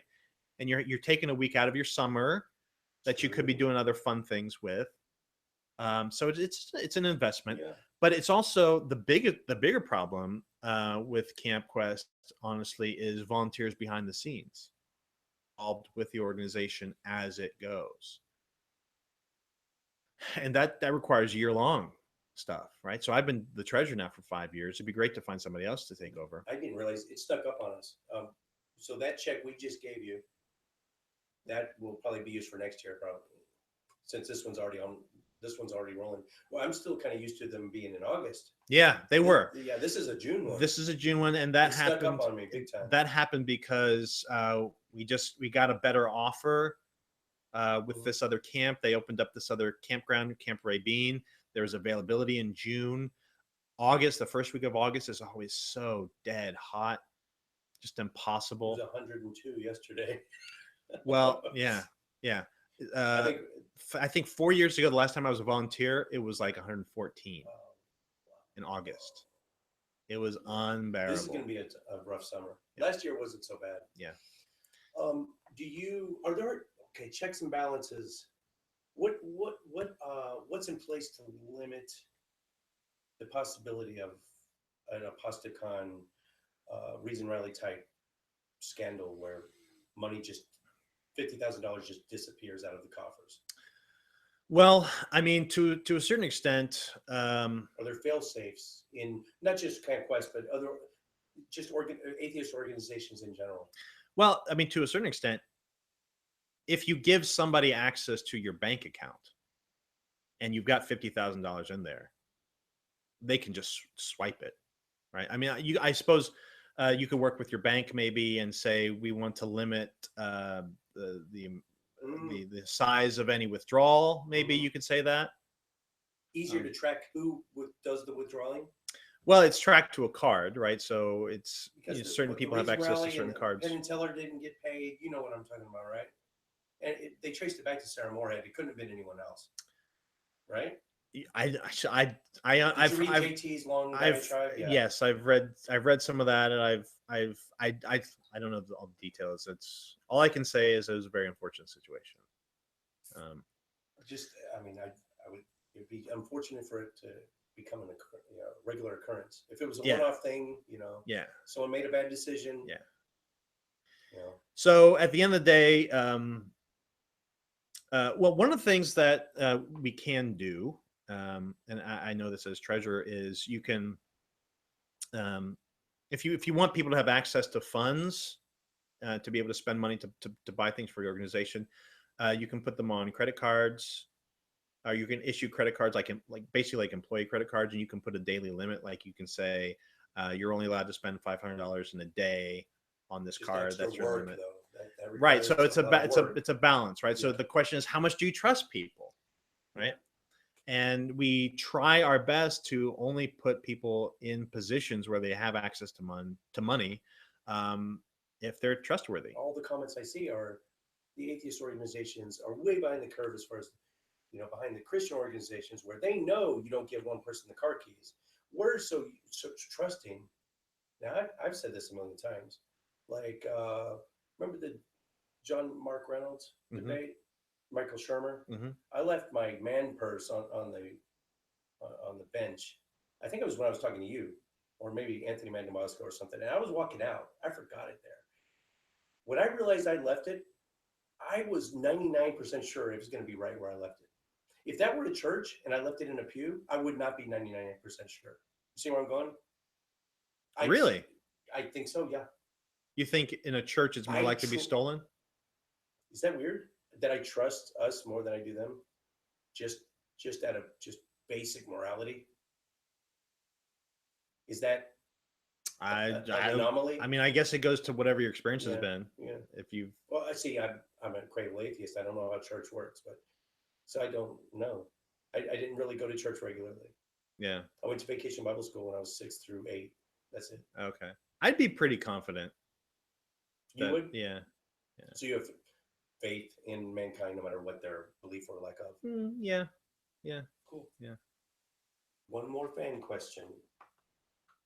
This from William. He says, he asks, which Christian claim is the most difficult to refute? So the most difficult claims to refute are the subjective claims, right? So I'll give you a couple examples. So going back to the core, right? So this actually tangents off of the core. So we had that experience. There was the boycott that was put in place by the black pastors, and I sort of came to understand where they're coming from, and I was like, holy crap. I never would have thought about that. None of us ever thought about that. I talked to Alex after the fact. He was like, oh yeah, well, obviously. I was like, oh. But then it took on a life of its own, because after the boycott, this guy over in, I think he lives in Mesquite or Rowlett, decided he owns this company, this advertising company that takes trucks with basically billboards on the back of them, and he has them drive around. He took it upon himself. Now, he claimed he didn't do this. He claimed that it was like a group of local businessmen who paid for this, but he owns the company. Come on, who's he fooling? Anyway, so he sent this truck with this message, this pro-God message, to follow the buses that had our advertisements on it. And once that happened, Heath Hill is his name, Heath Hill.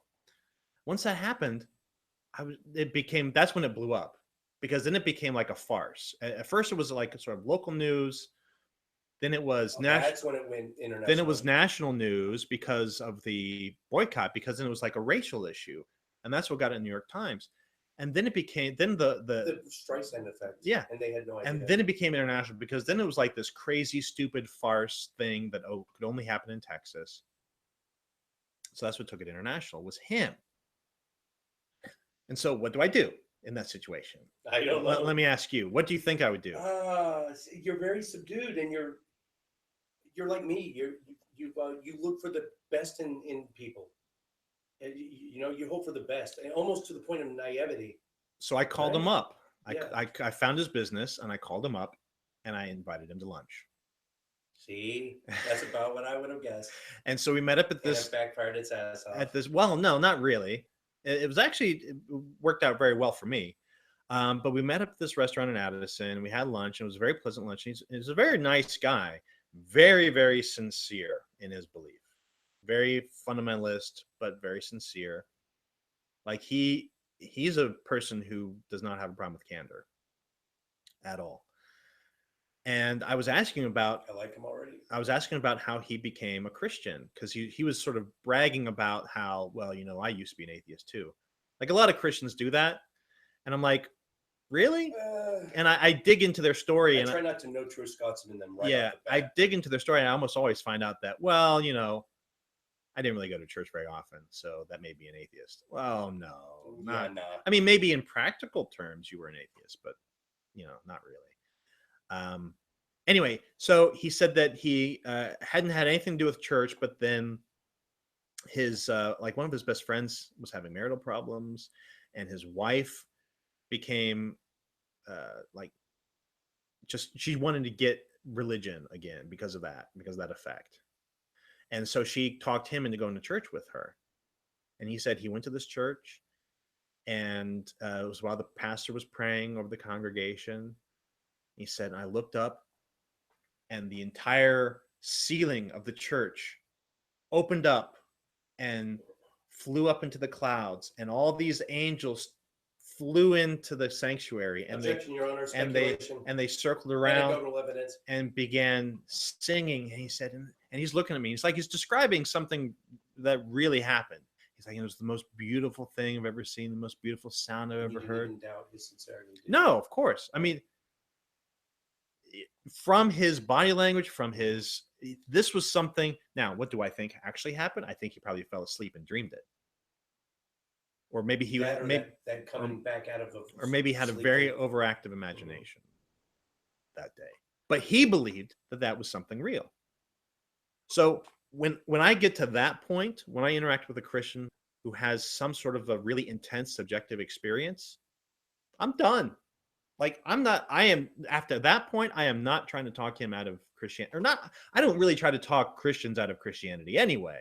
But I'm definitely not trying to argue any points with the guy, because there is nothing that I can say that's going to make a dent in that he and I do not share this. You don't have enough.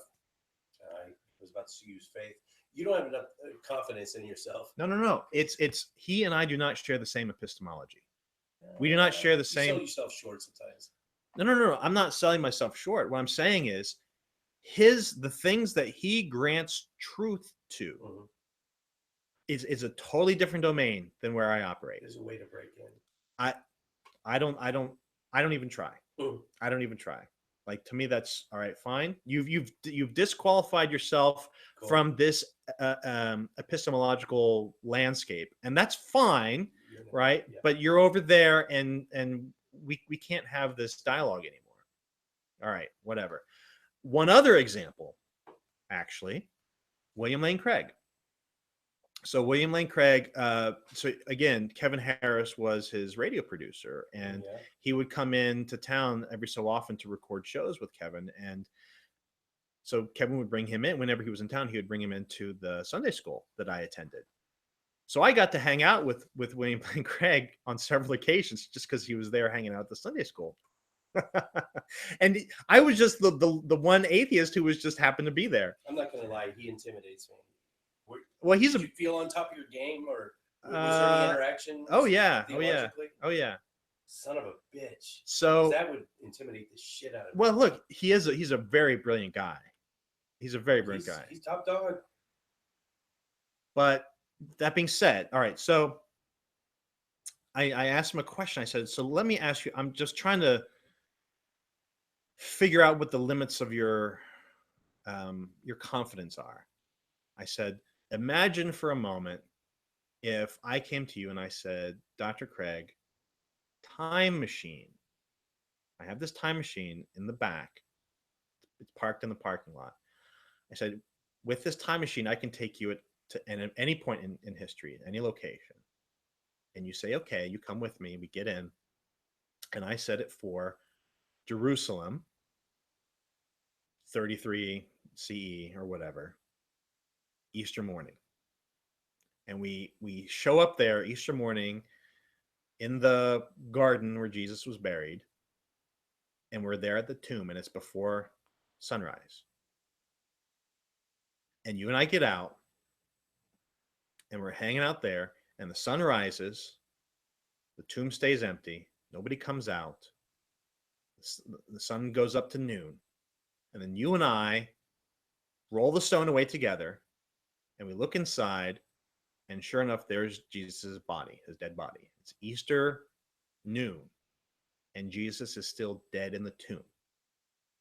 I said, at that point, would you turn to me and say, well, I guess Christianity is wrong? I know Bill Craig, but...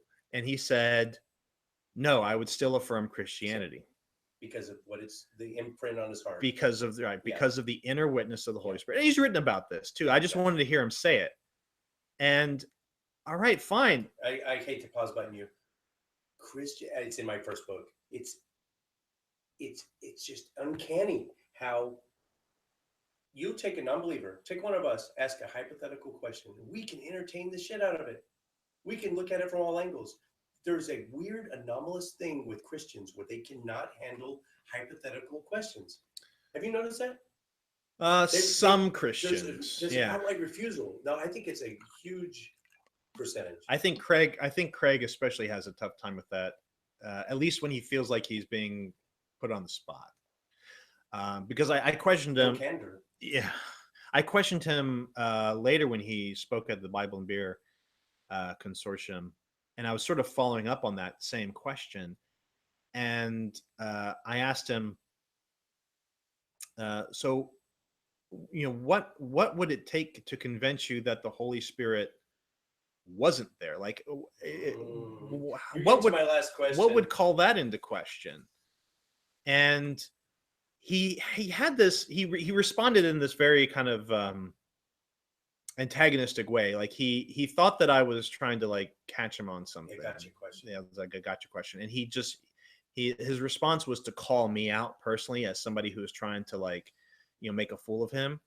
And I'm like, no, I'm really trying to understand like what the limits of your epistemology are. Like you're telling me that the Holy Spirit gives you this information somehow, such that if you see clear evidence that Christianity is false, you're going to dismiss it.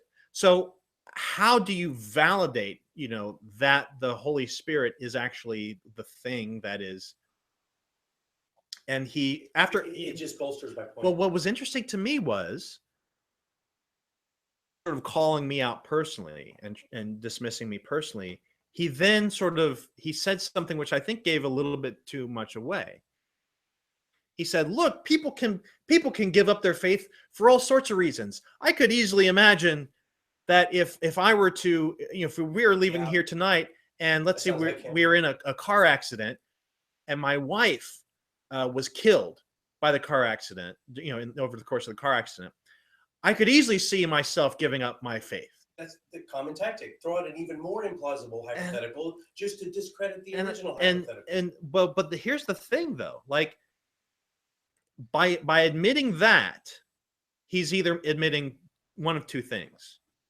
Number one, faith is a function of emotion, which he absolutely does not, in his writing, is not supported by that at all. Unpack the shit out of that one. So basically, in his grief at losing his wife, just keep rolling. I'll look at it in the preview. What he's suggesting is either that, as in the grief following the death of his wife, he would give up his faith and say, no, it's not the Holy Spirit. Mm-hmm. So it's either faith is a function of emotion, or faith is weaker than emotion. And neither of those two things are consistent with anything that he writes.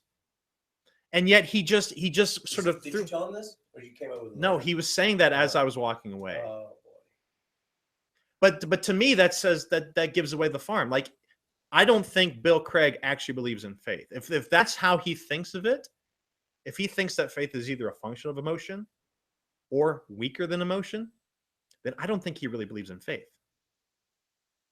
And so the reasonable faith. Can you hold someone's feet to the fire? Does anyone really believe in faith? The Hebrews 11:1 faith. You know, the thing's not seen. So faith. Hebrews 11:1 is the first thing that Christian apologists walk away from. And I'm not saying that they're wrong to do it. More and more, the Christians I'm talking to now, that's not even that Hebrews 11:1 is not even their definition of faith. It's more, it's more and more. Have you noticed it's more and more evidence based now? Oh yeah. They don't want away from that whole. That's exactly what I'm saying. They don't want to have. So if you listen to the very first Apologia show that we did, it was on faith, and that was the very first thing that we discussed. Kevin was on the show. We discussed Hebrews 11:1. And the very first thing that we did was to say, no, we got to walk away from that. That's not a good definition of faith. Okay, well, fine, but why is that in the Bible? I agree that we should be thinking of it more like it's a trust, basically, like a trust based on evidence. But then why is that in the Bible? Why is that there? All right, I got to take a pause and. Okay, I will talk to the crowd. I have. What I'm going to talk to Dr. Moore about next segment will be, we have another fan question. We're going to look at what have you never been asked in an interview but wish you were. We're going to see what he says about that. Then I have my stock question I ask every guest on the show, depending on if they're a believer or not believer. I'm going to ask him if irrefutable evidence for the existence of the God Yahweh were to be discovered and be discovered to be correct, what would you do with that information and how would it affect your life? Then we are going to do some plugs. I think it's been the one viewer. Hello, viewer. Hey, type something so I know you're there. The one viewer I have. Nope. Okay. And stay anonymous. I don't care. Okay. So I think we're going to wind it down. Oh, you think that's going to. There we go. You did just overheat. I think it overheated, yeah. Thanks. I'm a person that really will introspect way too hard to the point of like live inside my own regrets. And when you send them in to me, I just feel really terrible. I just feel like a cud. I feel like a cud. I'm going to definitely, that will not go anywhere, but I just so you know, for the record, I didn't know it would affect you at all. Oh, before? Yeah, I feel bad about that. Well, you learn something. Yeah. It's fine. Okay. That's how offense goes. It can only be taken. Mm-hmm. It can never be given. And I hope it wasn't apparent that it was given in any way. Oh, no, absolutely. Okay. Absolutely. Well, I think we're getting down to the wire. We're over the 2-hour mark already. Holy cow. Yeah. So this is the last viewer comment. Have we even answered any of these questions yet? And then going up the food chain. We can do that too. Hey, man, I'm here for the duration. As long as you want to go. Okay. We can make a marathon if you want. What have you never been asked in an interview but wish you were? Something that, when I asked Aaron Raw this, he went at length about the share ride system, Lyft and Uber, and the share economy with Airbnb, and how it's destroyed the whole share economy, how not destroying, but maybe like changing landscape of economy. Yeah. And it was good. Is there anything that maybe, I'm sorry to put you on the spot, we can come back to this.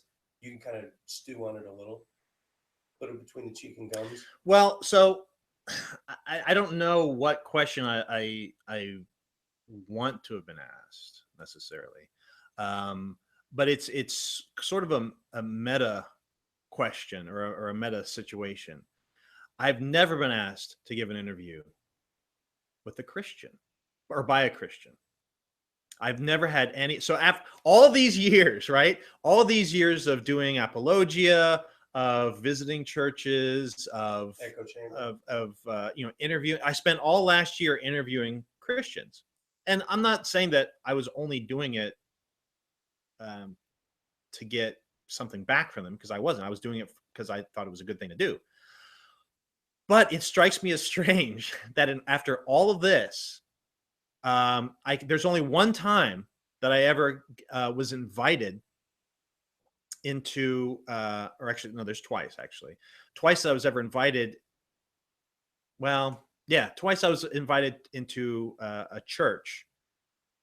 But even then, it was just like their Sunday school class. It was kind of similar to what Kevin did. So, there's all these Christian podcasts out there. There's lots of Christian churches out there. Christian. So, for example, we went to the Southwest Baptist Theological Seminary conference, right? We were outnumbered. Well, we were outnumbered, but what was the topic of conversation, right? It was something about it's all divinity of Jesus. You're right. It's all apologetics, right? Yeah. So it's all these. Sherman got his ass beat, by the way. Everyone said it. Oh, the last debate with you and the last one, like 2 weeks ago. Ray Bolin.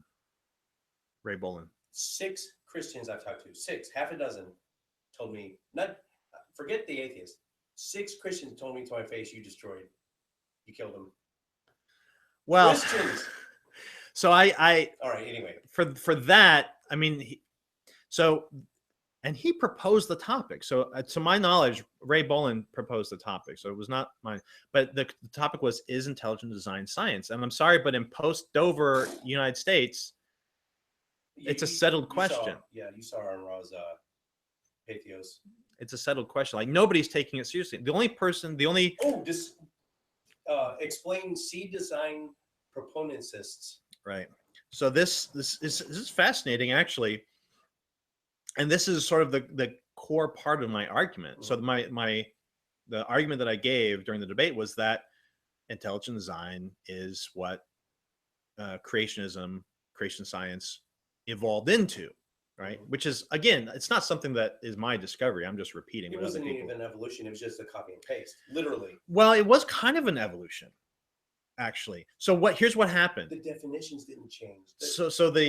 Right, I know. But the book itself, Of Pandas and People, did you know that it was developed here in Texas? Richardson? Well, I didn't know Richardson. Yeah. Texas and California are the textbook states. Well, but no, everyone else uses our textbooks. It was not developed as a proper textbook. It was developed for. But it was trying to go that route. No, it was really trying to be for Christian homeschoolers. No shit. Mm-hmm. I thought they were trying to get it in the public schools.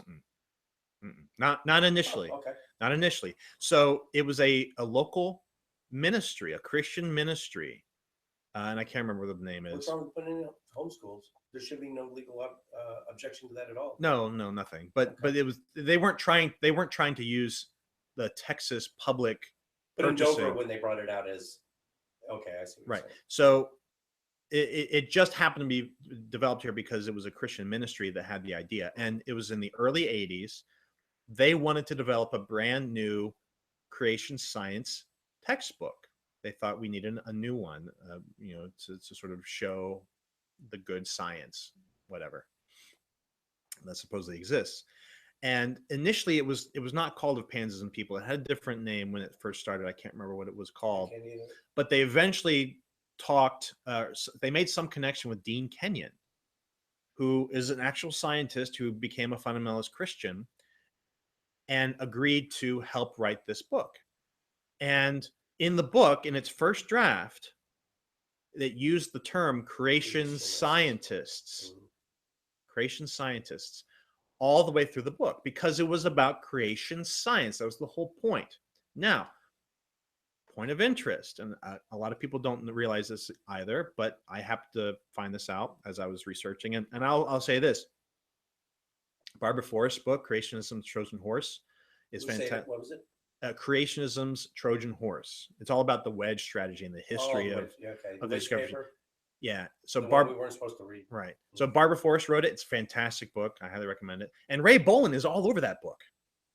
So he was involved at the early stages of this, actually. But so Dean Kenyon gave a lecture about creation science, and there was a young philosophy student who happened to be in the audience, and loved it and thought this is great because he was an evangelical Christian, and he said, "This is, I'm studying philosophy of science. I want there to be some conflation of Christianity and science." So that student's name was Stephen Meyer, who is now the director of the Discovery Institute Center for Science and Culture. Wow. And so he started working with Dean Kenyon, and we don't know exactly who did this, but we do know that because of the Dover case, it's all came out. We do know that between the first draft of Pandas and People and the second draft, there was a change that was made. And we do know that Stephen Meyer was helping with this second draft. He had a hand in it. He had a hand in it. We don't know if he actually did this or not. It's plausible. I don't know. But someone went through the entire draft and did a copy paste. Now tell them what the original. The original said creation scientists. Creation scientists. And the modified version said design proponents. So they're moving away from. And it got corrupted. Right. So there was one. It was a simple copy and paste, but throughout the entire document. Throughout the entire document, or I'm sorry, not copy paste. Find and replace. Find and replace. So there was one place in the book, and you can look up one. I thought it was more than one. No, it's just one. Yeah, you can look up the page. One's enough. It's mentioned in the trial transcript. One place where somebody had written creation scientists with an extra C and an extra ISTS. ISTS. Yeah. And so the find and replace worked, but it replaced the creation scientists that was inside of the extra letters. So the result was C design proponents ists. And that's the transitional form. That was the house of cards that That's fell, the right? transitional form. That's the proof. That's the proof that somebody just did a find and replace of creation scientists and replaced it with design proponents, so that creationism is now replaced with design without any other textual change. No other alterations. Not with regard to the term. Right. And that was it for the case. As far as the case was concerned, it's open and shut. It's clear. Now, what's interesting also is not just that Stephen Meyer worked on it, but that Stephen Meyer started to recruit other Discovery Institute fellows to the project. So Stephen Meyer wasn't the only person. This is post. No, this is pre-Dover. Okay. This is like in the late 80s. So Stephen Meyer recruits Michael Behe. Who's the other jackass? Those guys. Oh, they got smoked. They got smoked good. Behe. Well, Behe. How is he even still on the circuit nowadays? I mean, did he not get his tail between his legs enough? So he did. With so the flagellum, the bacterial flagellum motor and the cascade, So Behe uses this approach. It's kind of like the transitional form argument, right? So you've got species A, species B, and then you find a transitional form that suggests an intermediate between these two species.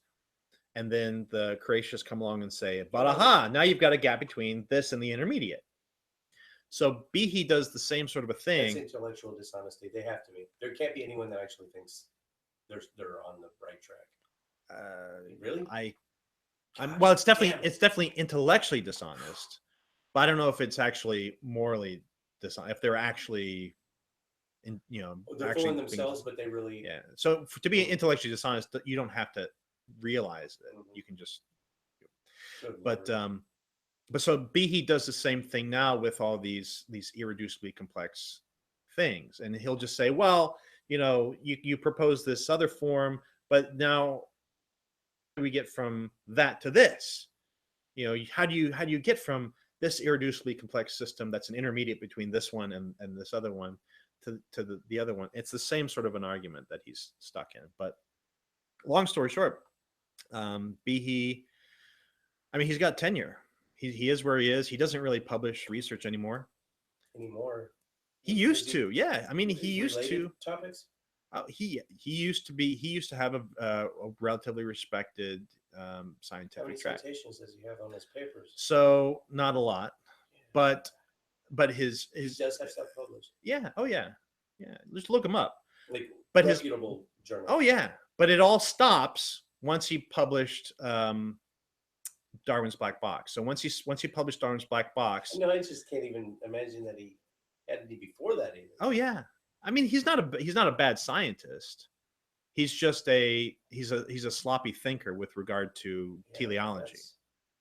Okay. So the problem that the problem that we deal with intelligence design is we have several philosophers like Stephen Meyer who are good at philosophy but bad at science. And then we have scientists who are good at, or at least decent at science, bad at philosophy. I instantly thought of like six. Well, Michael Behe and Doug Axe, both. Doug Axe clearly has a fundamentalist axe to grind. I mean, it's the same axe that the creationists had. It's the same thing that's motivating them. I went to a different creationist conference at Southwest Baptist Seminary that was sponsored by the Discovery Institute that Ray Bowen was actually speaking at several months ago. And one of the guys there, they didn't realize that I was in the room. They thought it was all seminary students and pastors. And he sat there and he said, you know, the thing that we're trying to do is we're trying to defeat materialism, because materialism is a disease that has infected our society. And I'm sorry.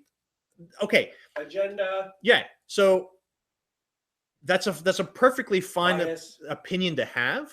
No, it's not. I mean, but no, it's just it's an opinion, right? So you can have an opinion that materialism is bad.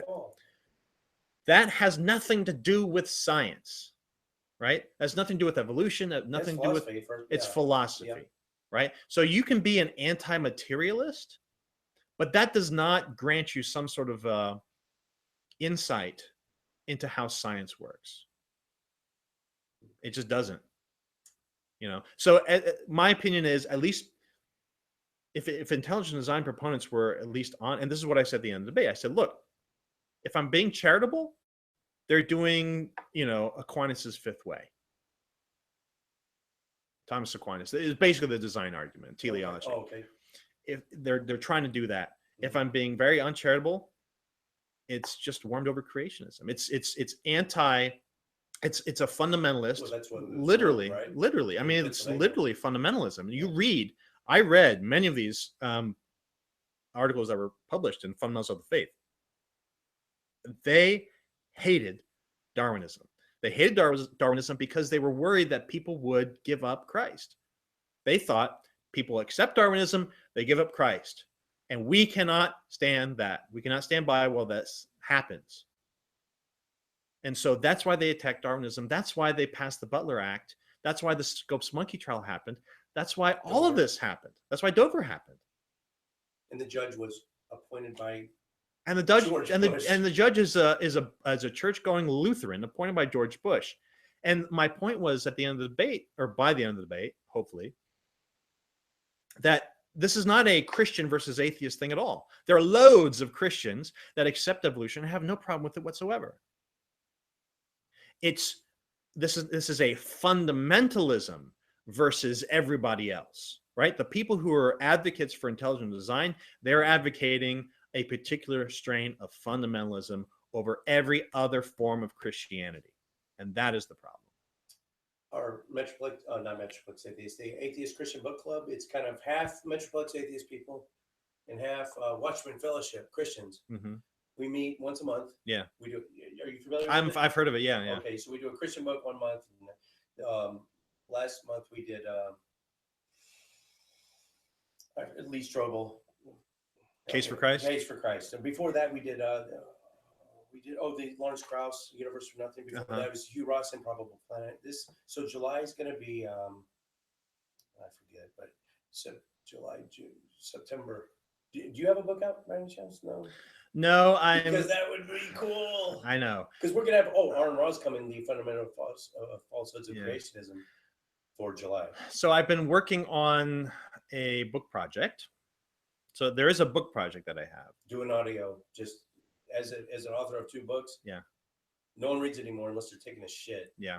Do the audio. People commute. They put it on a thumb drive, flash drive. You got to go audio book. So it's called The Gospel of Doubt, and it's been in process for a long time. There have been a number of issues.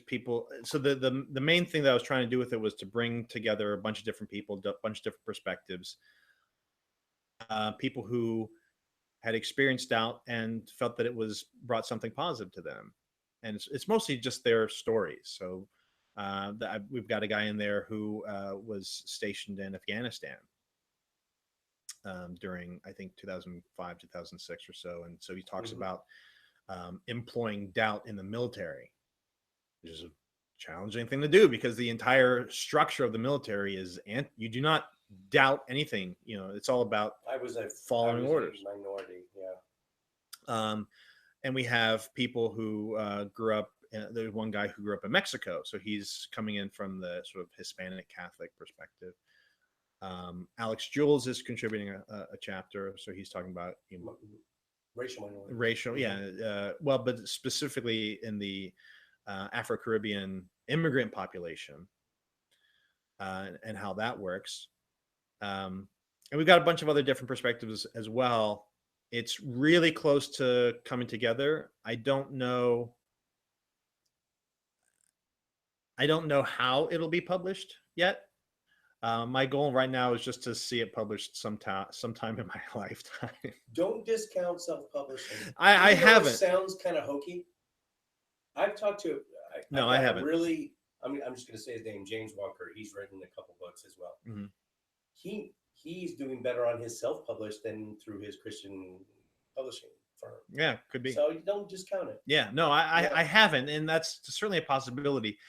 What I want most, though, is I want it to be marketed to Christians, and so it's very, like, it would be relatively easy, I think, to get it published by like American Atheist Press or Prometheus or one of these other imprints.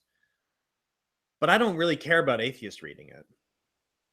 I want Christians to read it, and so in order for that to happen, it has to go through, I think, a religious publisher, and it's a kind of a tricky thing. Good luck. Yeah. That's it. So that's. I don't know. Yeah, really, honestly, good luck. Okay. Last question. I think I've held you here long enough. Last question. This is the stock question I ask everybody. Yeah. Depends on if you're a believer or non-believer, but I tailor it. So if there were irrefutable, undeniable evidence that Yahweh, specifically Yahweh, existed, you wake up tomorrow morning, headline, CNN, he's here. You can't deny it. Would it change your life? How would it change your life? Oh, yeah. How would it change your life? And what changes would you make? What questions would you have for us? I'd have tons of questions. The first question would be, is the Bible a faithful representation of who he is? Because if that's true, if the Bible really is, like, if it's Yahweh, the God of Abraham, Isaac, and Jacob, right? The God of the Hebrews, if that's really the God, the creator of the universe, the only God that exists, I'd want to know, is the Bible a faithful representation of him? Let's assume he says yes. And then I'm just disappointed. Yeah. I mean, it's such a... What would you change your lifestyle? Like, would I become a worshiper of Yahweh? Yeah, for starters. No, you can't. No, that God cannot be worshipped. Knowing our little 3-pound wet-wired hard drives can't really fully fathom the concept of an eternal gnashing of teeth in a lake of sulfur. But you kind of know enough to know that it would suck. Well, I don't know that either, right? So all I know is that there is some deity, and he claims to be Yahweh from the Bible. And so I guess I kind of have to take him at his word, right? But you know he's there. Maybe not. He exists. Maybe not. You know what he can do to you.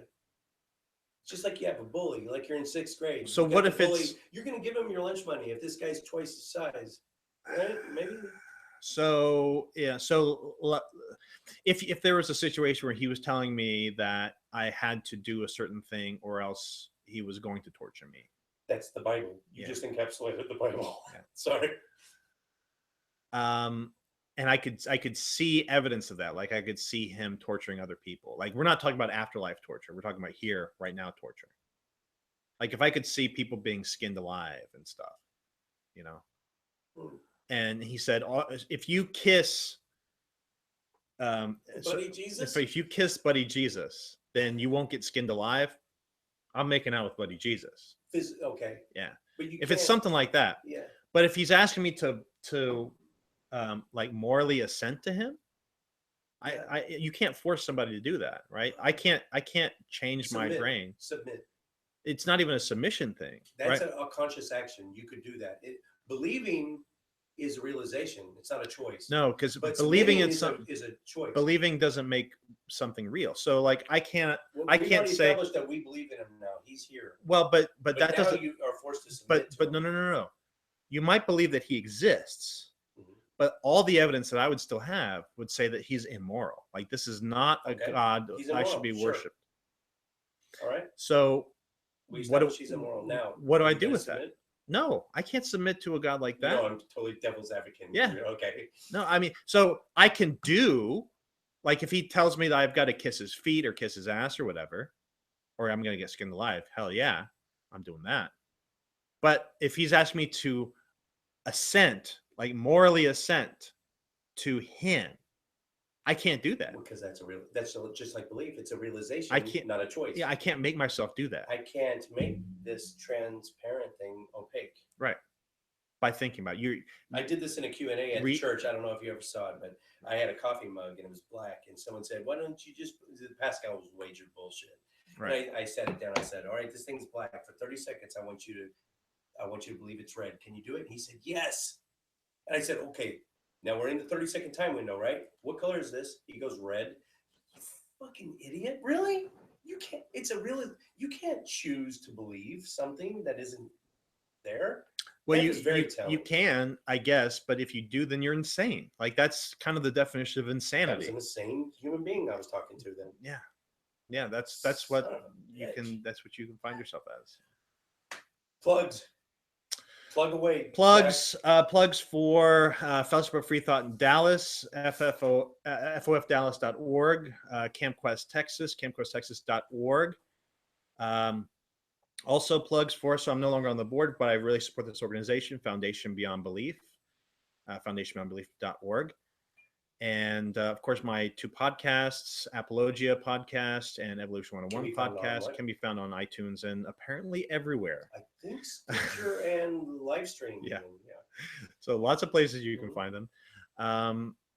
And I think that's about it. And look for me on Twitter at Dr. Zach, at DRZACH. At Dr. Zach. You got a Facebook? I have a Facebook. It's deactivated for the summer. Oh, but that's right. You went dark. Yeah, but you can find me on Facebook probably this fall. We also talked about MetroplexAtheist.org. That's local here in North Texas, and AtheistChristianBookClub.com. We're having Arn Raw in July. That's it for our plugs. Thank you so much. All right. Awesome talk. Done and done.